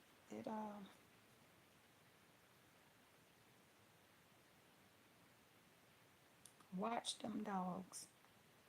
Who in the hell left the gate open?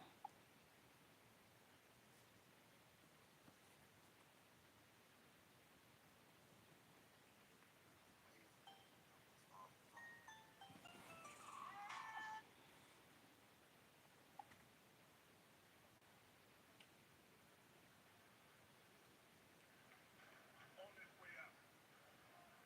And as you would have it, as the man came by with the big Doberman, here comes the little fight running down the walk, hit the gate, and the gate swung wide open. Little big dog said, I've been waiting for this. He proceeded to give that little fellow a good whipping, turned him every way but loose. When he finally let him go, he was so happy. He just limped all the way back up on the porch, sit down and wiped his brow and said, who in the hell left the gate open? Who in the hell left the gate open? Kept going tapping on that fence, and you know them dogs was in there. You kept just tapping at that fence and messing with them dogs. You was used to the gate being closed. You come one day and that gate open, and you say, "Who in the hell left the gate open?" When I tell y'all,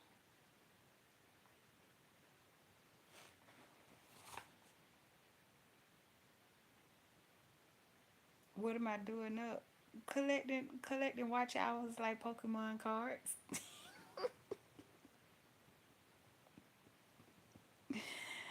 I'm collecting watch hours like Pokemon cards. Gotta catch 'em all. Oh my goodness. One love. I am up. My goal now is to stop putting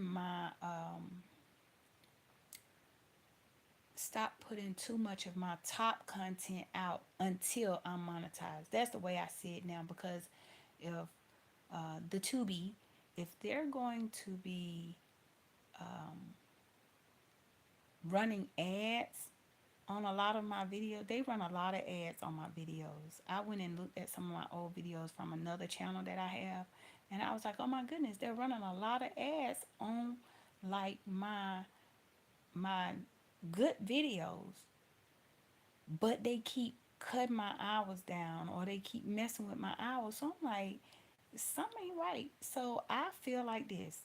I will continue to give y'all some good content, but I'm not going to really put out my good workout content, my jump rope, my jumping jacks, and my me cooking live, and doing all that until I am monetized.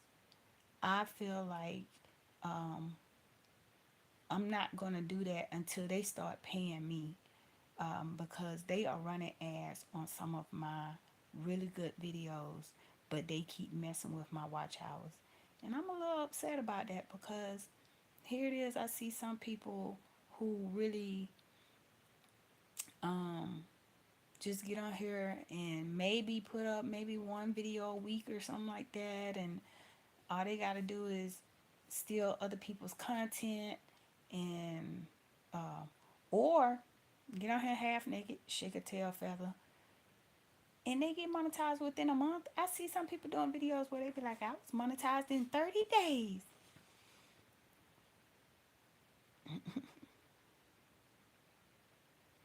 I really don't know how it works either, because I thought it worked one way, but then my hours went backwards. I was so amazed at how they were able to do that overnight, because on my calendar, I actually write down what my watch hours are. So I went from having thousands of watch hours until one day it went down. It went down by maybe 100.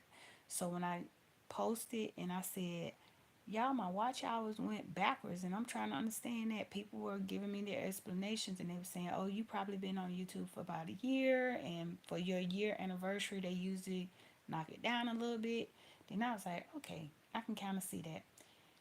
My hours continue to go backwards. How is it that I'm getting more views, but my hours are going backwards? I don't understand that. So now my watch hours are in the 800s, but y'all still running ads on my videos, but y'all knocked my watch hours all the way down to the 800s after I had accumulated so many hours.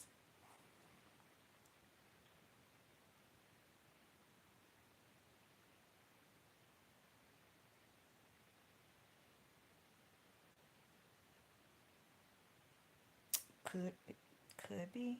I just don't understand how that works, where you could be putting out so much content. I actually get more views now. I have more traffic on my channel, and my watch hours going backwards. I don't understand it. To the point where now I'm not even in the thousands anymore. I'm in the 800s. So now I'm just like, you know what? I'm just gonna try to accumulate hours now, and then when I feel like I'm either close to getting monetized or I get monetized, then I will start back putting out my real content, the ones the ones that they're making money off of, because they're putting ads in those videos, but I'm not getting anything from it because they won't uh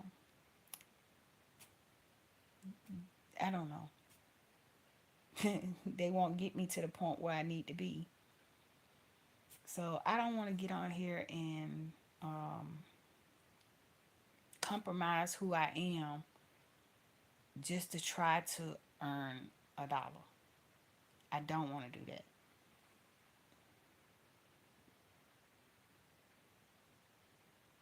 I already understood what you were saying. I already knew what you were saying.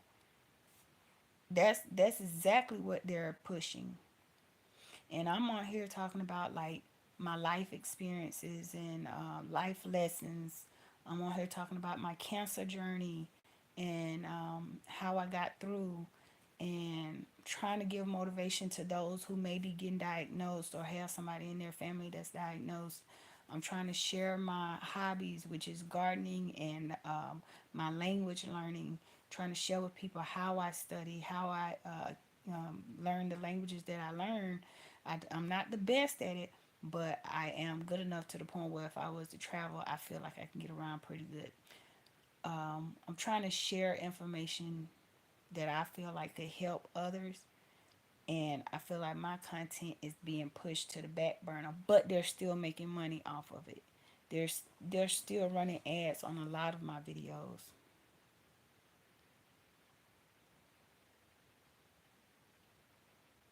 Now they will, because I saw one YouTuber. Oh yeah, I love gardening too, but right now I can't garden until after October, I think it is.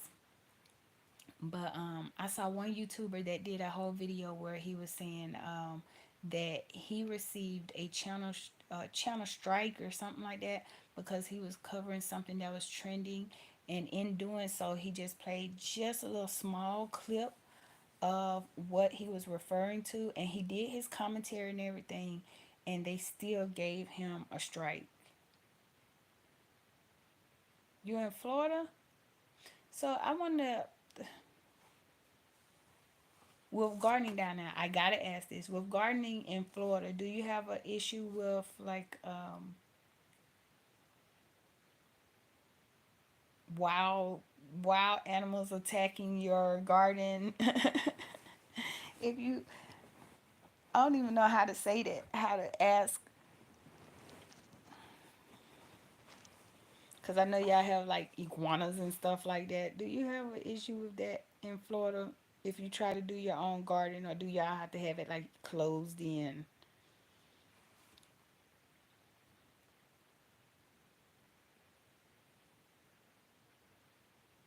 Oh, okay. You say not really.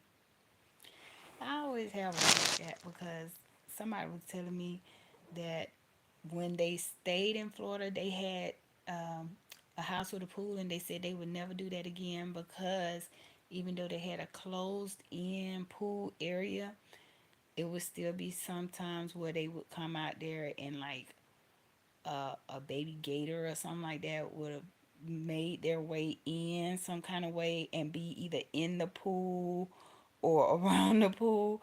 And they were saying like sometimes when it get cold in Florida, like the lizards or whatever you call them would be falling out. The whole time, the whole time they were talking, I was like, oh my goodness, Florida sounds like a wild kingdom. I don't know if I would be able to go to Florida. Oh, okay. Enough said. Enough said. Okay. So animals know to watch out for the humans. Gotcha. Gotcha. I was wondering that because when she was telling me like you should come to Florida, and I stayed in Florida for a while, and then she started telling me different things they went through, and I was like, I don't know if I want to deal with that. I don't know if I want to step out and see like a frozen iguana lizard looking thingy just flop down right in front of me. That would scare me. Okay, that would scare me. And then having a gator, well, she said that they had a baby gator had got into their little enclosure because it was a part that had broke broke. So the gator got into the enclosure part and was in the pool. Y'all, but she was like, it's coming though, so we just had to call the guys out there to come and get it, and it was no problem.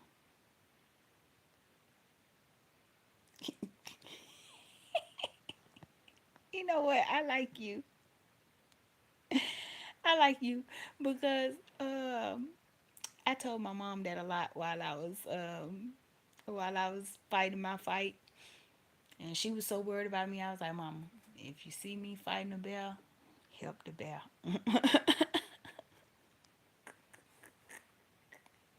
You country. That's what a lot of country folks say.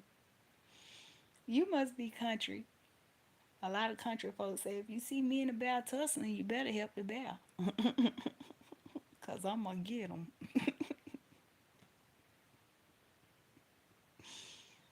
Yep, I said that one a lot when I was fighting. My mom was so worried.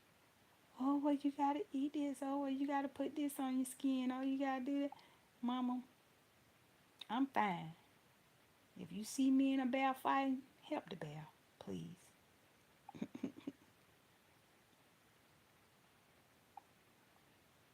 I'm going on your channel, by the way. See what you got going on over here. Cause I haven't seen you a few times on my channel, so it's only right, right?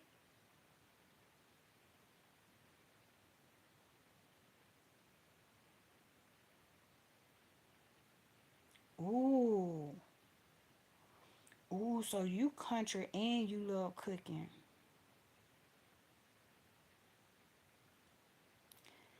Chicken foot soup. One time I fried some chicken feet, and everybody in the house was like, "Ugh, oh my god, ugh, ugh." By the time I got in there and cleaned them chicken feet down good, clipped the ends off, I put like a little couple of slits in each one, seasoned it up good, fried them good, and put a little sauce on the side. Everybody who was hollering about was in there eating more than one. Cause them chicken feet, they don't have a lot of meat on it. But it's a good snack. Everybody who was to my was in there eating them chicken feet. I tell you that much. Ooh, yep, yep. Lots of garlic and onion. See, I knew you were country. I knew it. See, you got to be country to my if you see me in a bear fight, help the help the bear. I knew you were country. Then you talk about cooking some chicken feet.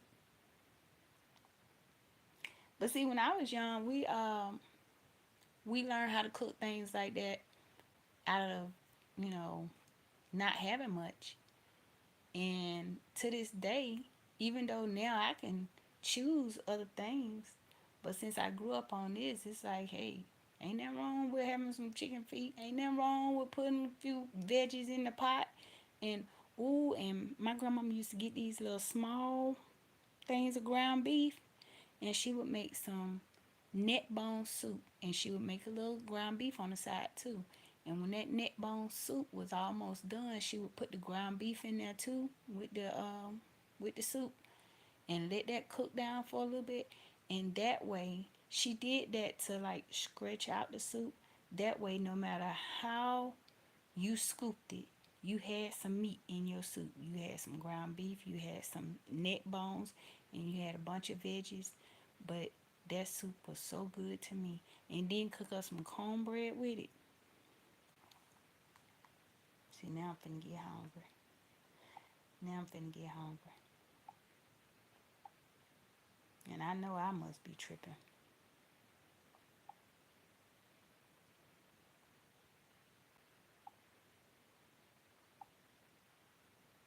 And this old thing here.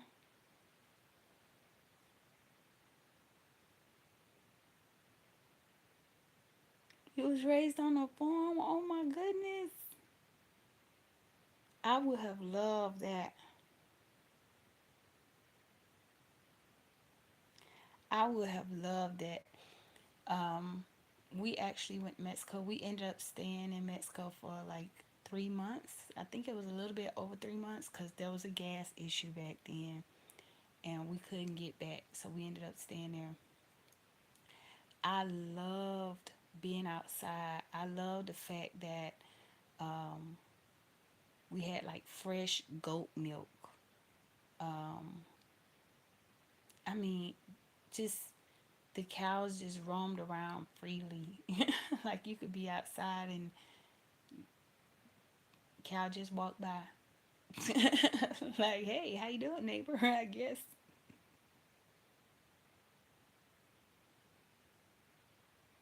Oh my goodness. I wish I could have um had an upbringing like that.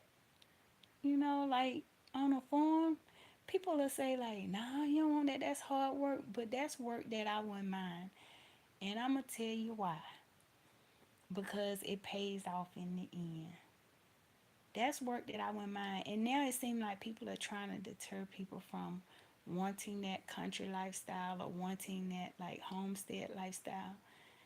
I tell people all the time, if it's in your heart, don't let nobody talk you out of it because that's one of the best feelings you can have is you yes you have to get up in the morning and yes you have to put in that work. Yes you have to get out there and feed your animals. Yes you have to make sure ain't nothing going on with them. You have to check them all the time. However,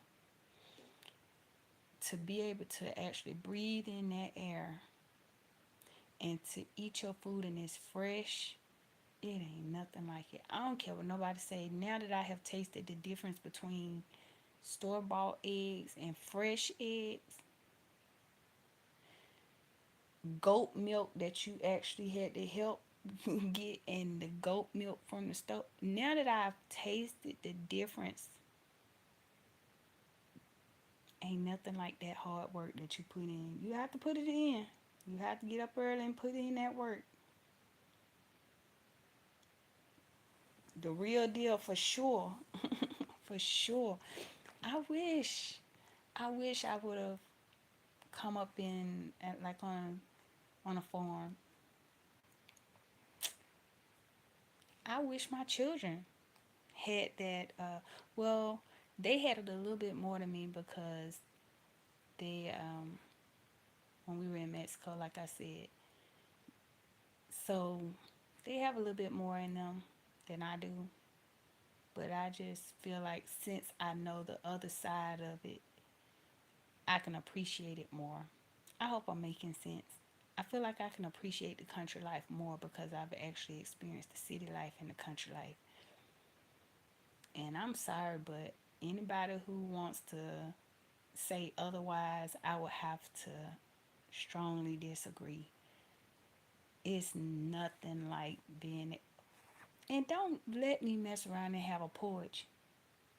Don't let me mess around and have a porch after doing all that hard work and then sit on your porch and drink some fresh lemonade,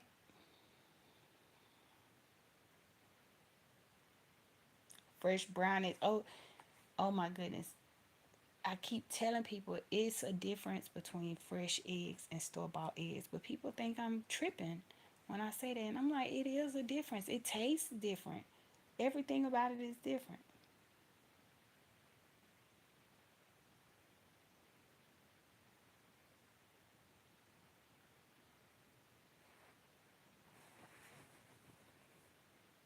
Yeah, you're right. You're right.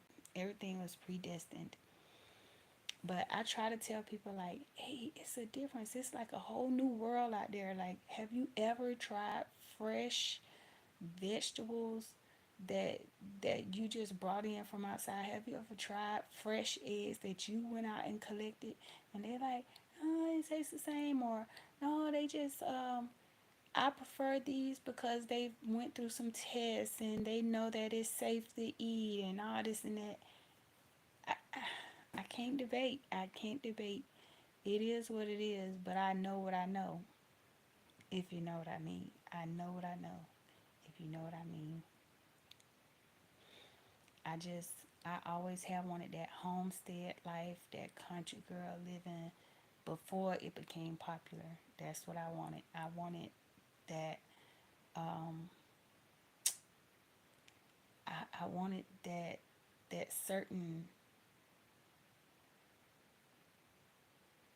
aura that I don't know what it is. It's something that comes over you when you're in country life, and I don't know how to explain it. Because even when we were just going looking for a homestead, you can feel a difference when you get into certain areas.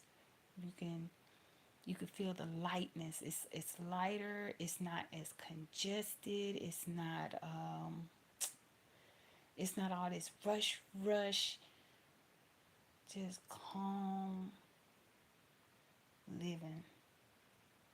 And when I tell you, get in there and you fix you a good pot of something good, or like my grandmama used to do, she used to get in there early in the morning and start cooking what she know we were gonna eat for dinner, and it would have the whole house smelling so good. And she would tell us, go outside, just go outside, because we would be saying, the food ready, food ready, food ready. She'll fix us something for breakfast too, but we be smelling what she already got cooking for dinner. And we'll be getting on her nerves saying, is the food ready? Is the food ready?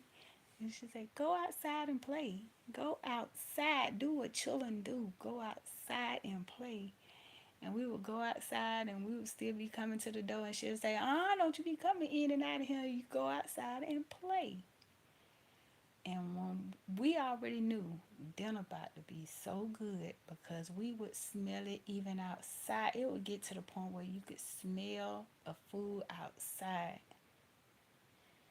And when it was time to come in and get cleaned up and eat, whew, I don't know what we eating on now. We just eating on rubber and plastic at this point because the food ain't nothing like when I was growing up.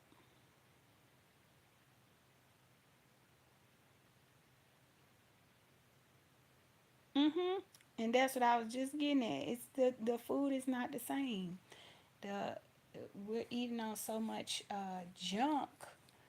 Even when we try to eat healthy, even when we're trying to be healthy, it just is contaminated so much so to the point where it's not even healthy anymore. The things that you thought were healthy, the things that you thought were good. As a matter of fact, people act like we ate bad or unhealthy, but actually, being around my grandmother, We were actually eating pretty good. The only thing is she did put pork in a lot of her stuff. I will say that she put pork grease in a lot of stuff and on the pork fat in a lot of stuff. But then as we started to grow, I noticed she started changing and putting turkey in a lot of her things. Not to say she stopped pork completely, but she cut down on pork. Um, but we used to eat a lot of vegetables. We would eat a lot of greens, a lot of turnip greens, collard greens, mustard greens, cabbage. We ate a lot of greens, but people will look you in your eyes now and tell you what you were eating was unhealthy and what I got for you now is healthy. And it's like, what? So this packaged food is healthy, but my grandmama starting to cook her greens in the early morning and letting that thing just sit and brew all day to the point where you smell it all through the house. That's not healthy. And then don't mess around and get a cold or something. Don't mess around and get a cold or something because she gonna use some of that collard green juice or that turnip green juice and she gonna have you sip on it. And then she used to put in a jar, she would put like some lemons and some honey, a little bit of ginger, and she would put some warm water in it and just let it sit. And then she would have you sip on it. She'll put that Vicks Vapor Rub all over you and make you sweat it out. That's what she would say. I'm gonna make you sweat it out. And she'll put like a scarf around your neck after she done put that Vicks Vapor Rub on you. And she'll have you sipping on that lemon and honey tea that she done made up, that she done brewed up. I miss those days.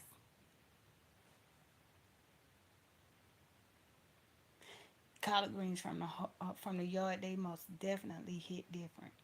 They most definitely hit different. And you can't tell people that these days. I had a friend of mine when I was working security. She was telling me, she said, I told her, I said, "Ooh, my collard greens gonna be so good because I'm letting them cook all day." And I kept calling my daughter, having my daughter check them or do whatever need to be done. But I had started. I that day I wanted to cook my greens like my granny cook her greens, and she was saying, "I know a way where you can cook your greens in less than an hour and they still be good." I was like, "I don't want none of your 30-minute greens. Not today." Today I want some real slow cooking all day on the back out of the stove. And I want those greens today. You just stuck in old times and you get them. Because I told her, I said, I got up this morning cleaning some greens just because I wanted some greens so bad. And she said, "You got up this morning to clean some greens?" I said, "Yeah, because I grow greens in my backyard." So I was like, "Yeah, I got me some greens from the backyard, cleaned them up, cut them up." All you got to do is buy the pack, and it's triple washed. It's been washed 3 times. You ain't even got to do all that. You just open the pack and put it in your pot. I don't want none of your 30-minute greens, ma'am. I don't know how people feel like they can just change what you want or what you're eating just by telling you what they like. Just because you like them 30-minute greens, just because you want to keep on eating greens out of a bag and not even wash them, because even if I get greens in a bag, I'm going to wash them. I'm sorry. I don't care how much they put on the package that it's been washed or that it's already clean. If I get some greens and they in a pack, I'm going to put them in my sink and I'm going to wash them greens and then I'm going to cook them. But this day, this lady was getting on my nerves. She was getting on my nerves because she just kept trying to convince me that since I like to cook my greens slow and long, that I was wrong. That's what she was trying to convince me. Soak them in vinegar. That's how that's how I was raised. Soak them suckers in a little vinegar, and then every once in a while get in there and actually wash them like it's a washing machine. Get in there and move them around a little bit. Wash them greens. She wanted me to doggone eat some greens just because the pack said it was washed. She wanted me to eat some bug life greens, I guess. And then she wanted me to cook them in less than an hour. I said, oh, well, I don't want none of your greens, baby. I really don't. I was trying to be nice, but I was like, oh, no. I said, well, today I just really wanted some of my granny's greens. So that's why I'm cooking them like I'm doing. And she said, well, that's just old school. You can cook them less than can't it, can't it? She had to get people around her to agree with her. You know how some folks do. They want you to like what they like so bad to the point where they will gather folks around and say, ain't it, ain't it? All she gotta do. Look at here.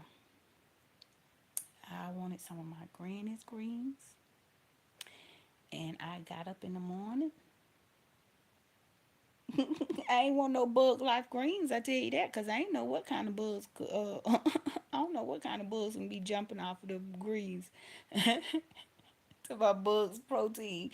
I ain't want none of that kind of protein. Not that day. I wanted some of my granny's greens, and I wasn't gonna let this woman sit here and convince me that I should have had. First of all, she wanted me to have some greens that was in the pack. Then she wanted me to not wash them because she said because the pack say it's been washed 3 times. And then she was saying she know a way that I can cook them in less than an hour, and they would have already been cooked, and I wouldn't have to worry about keep calling and asking my daughter to check on the greens and to turn the greens off and stuff. So she just all around wanted to change my whole experience of the collard greens. And I really wanted some of my granny's collard greens, and that's not the way my granny did them. My granny did not do no instant collard greens in less than an hour. How they tender? You gotta get them good and tender, and then you gotta get that bitter taste out of. Yes, she wanted me to have some bug life collard greens, and she didn't want the collard greens cleaned. What kind of greens she wanted me to eat? She wanted me to eat some city collard greens. I'm like I'm a country girl, and man, and my granny she didn't play that. Matter of fact, that's how we learned. She would tell us like this how you do your greens. This how you do it, and she would tell us why we did it. Even right down to the when we tore the leaves, she would say, "Now you take this part off, cause this part is tougher." She say, "Now what you can do is break the end part off, throw that out. But if you still want to keep some of those stems, cause they're a little bit smaller," she said, "what you do is you cut those up real small and add that in your pot. But if you don't want them at all, you just rip the whole leaf off and then roll your leaf up and then cut your leaf down like that. So depending on how small or how big you wanted your collards on your fork, that's how you cut them. But that's the way I was taught. I was taught you know, take that middle stem out, and if you still want to keep some of that stem, you break the tail end off, throw that out, and keep the smaller part of the stem. Roll that leaf up, roll it up tight, and start slicing down on them greens. That woman sat here and tried to tell me, oh, you wasted too much time and you could have saved time. And I know a way you can cook some greens in less than an hour. When she said that, I knew I was talking to the wrong person. Because I said, how the greens tender? So you not going to smoke no meat first? Because that's some of the time right there is boiling down some of the meat. You get that smoked turkey in there and boil it down, put a little seasoning in your water, and then when that gets down and tender, that meat, you take that meat out, put it to the side. Then you put your washed greens in the pot, and you break that smoked meat off the bone, or some people you could leave them, and then you put that smoked meat back in there with the collards. That meat that you done already boiled down tender. Want me to eat some bug life collard greens? Yes, it's nothing like some smoked turkey.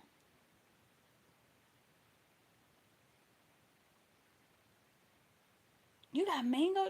I love mangoes. They so they so juicy and messy, but I love me some mangoes.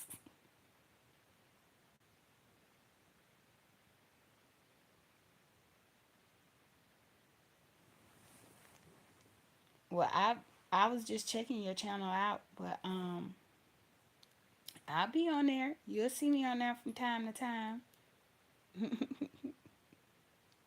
I love mangoes. They are so messy though, cause I will have juice everywhere, but they are so sweet.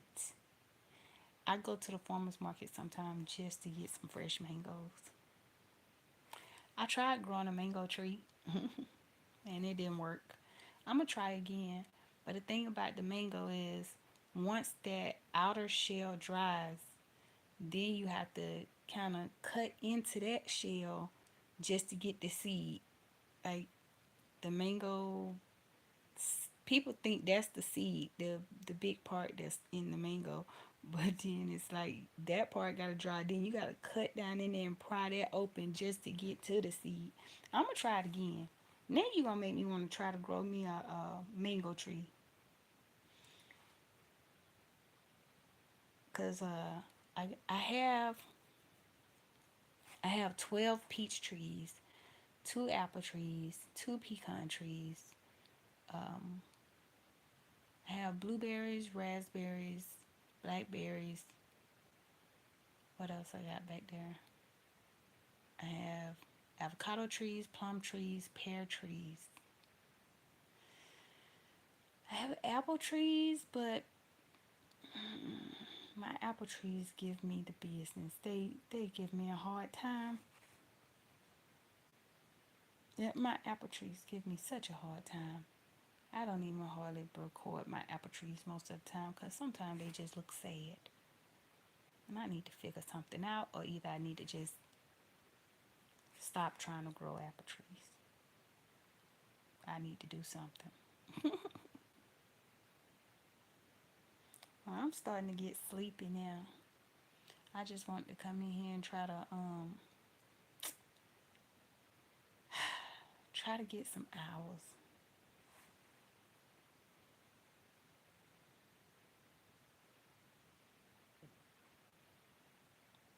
What?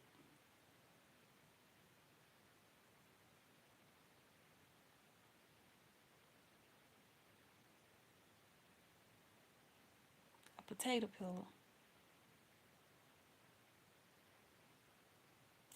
I'm gonna try that. Yeah, I'm gonna try it today because, like I said, I got some fresh mangoes and apples, pineapple. I have some fruit that I just got from the farmers market on my kitchen table. I'm gonna try that. Now I have made tea with the skin because I do that with pineapple and I do that with apples,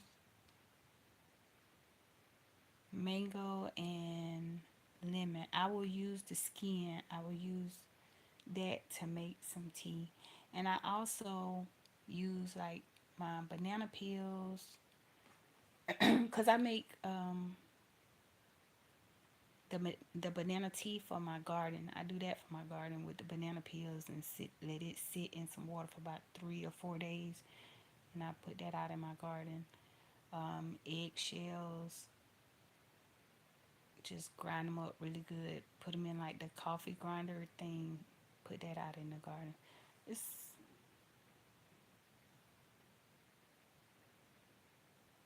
I've never tried sea moss before. I've never tried sea moss, but there's this lady who comes around every once in a while. I wish she had a more consistent schedule. That way I would know to look out for her. But she has a truck, like a food truck, and that's what she sells is sea moss gel and shakes. I think it's the sea moss shakes and sea moss gel. I see her truck sometimes, but when I see her, it always catches me off guard because she don't have a set schedule.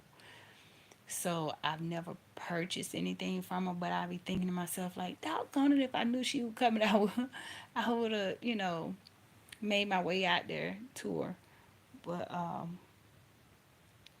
I want to try sea moss because I've heard of the benefits, but I've never tasted it. I've never tasted it. Who else? Is somebody on here? Always Tam Tam. She is actually trying the sea moss now. It's best to make it myself. Oh, I'm scared I might do the wrong thing. I might have to watch a few videos first to see how um, you say it's best to make it yourself. See, that's one thing. I get nervous when I'm doing something by myself because I don't want to do the wrong thing. I don't want to cause any sickness or whatever because I did something wrong. Like, I want to learn how to jar so bad to preserve. Right now, my biggest way of preserving is freezing, and I want to learn how to dehydrate, and I want to learn how to jar um, the foods that I have in my garden. But I'm scared because I don't want to do the wrong thing and then the jar end up being useless because it's something growing in it or like, or I didn't clean it the right way or something. I I want to so bad. I actually bought some jars, and every time I walk past those jars, I'd be like, I said I was gonna really do it, but I'm just nervous. I don't want to do the wrong thing or miss a step or something crazy. And I wish I had like somebody else in the house with me that was willing to do it with me or to learn with me. Then I would feel a little bit more comfortable. But I'm the only one in my house that actually like doing things like that. So I know I would be by myself, and I know I would be like struggling. I would probably be trying to watch YouTube videos on it while I'm doing it or something. Yep, the mason jars. I bought some mason jars, and I bought a case of the bigger ones, and then I bought a case of the smaller ones. And those, sad to say, those cases are still just on the shelf. They're on the shelf. And I want to purchase a dehydrator because one of my twins, he don't eat fruit unless it's dried. He don't eat bananas unless it's the dried bananas. And then I started thinking, well, maybe if I dehydrated some vegetables or some herbs, maybe he would eat that then because he don't like certain textures.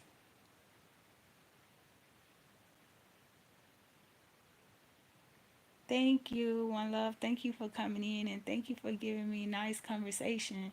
You had me thinking and you had me really taking some things into consideration and you had me reminiscing on my uh, childhood growing up with my country grandma. So I really appreciate you for coming in.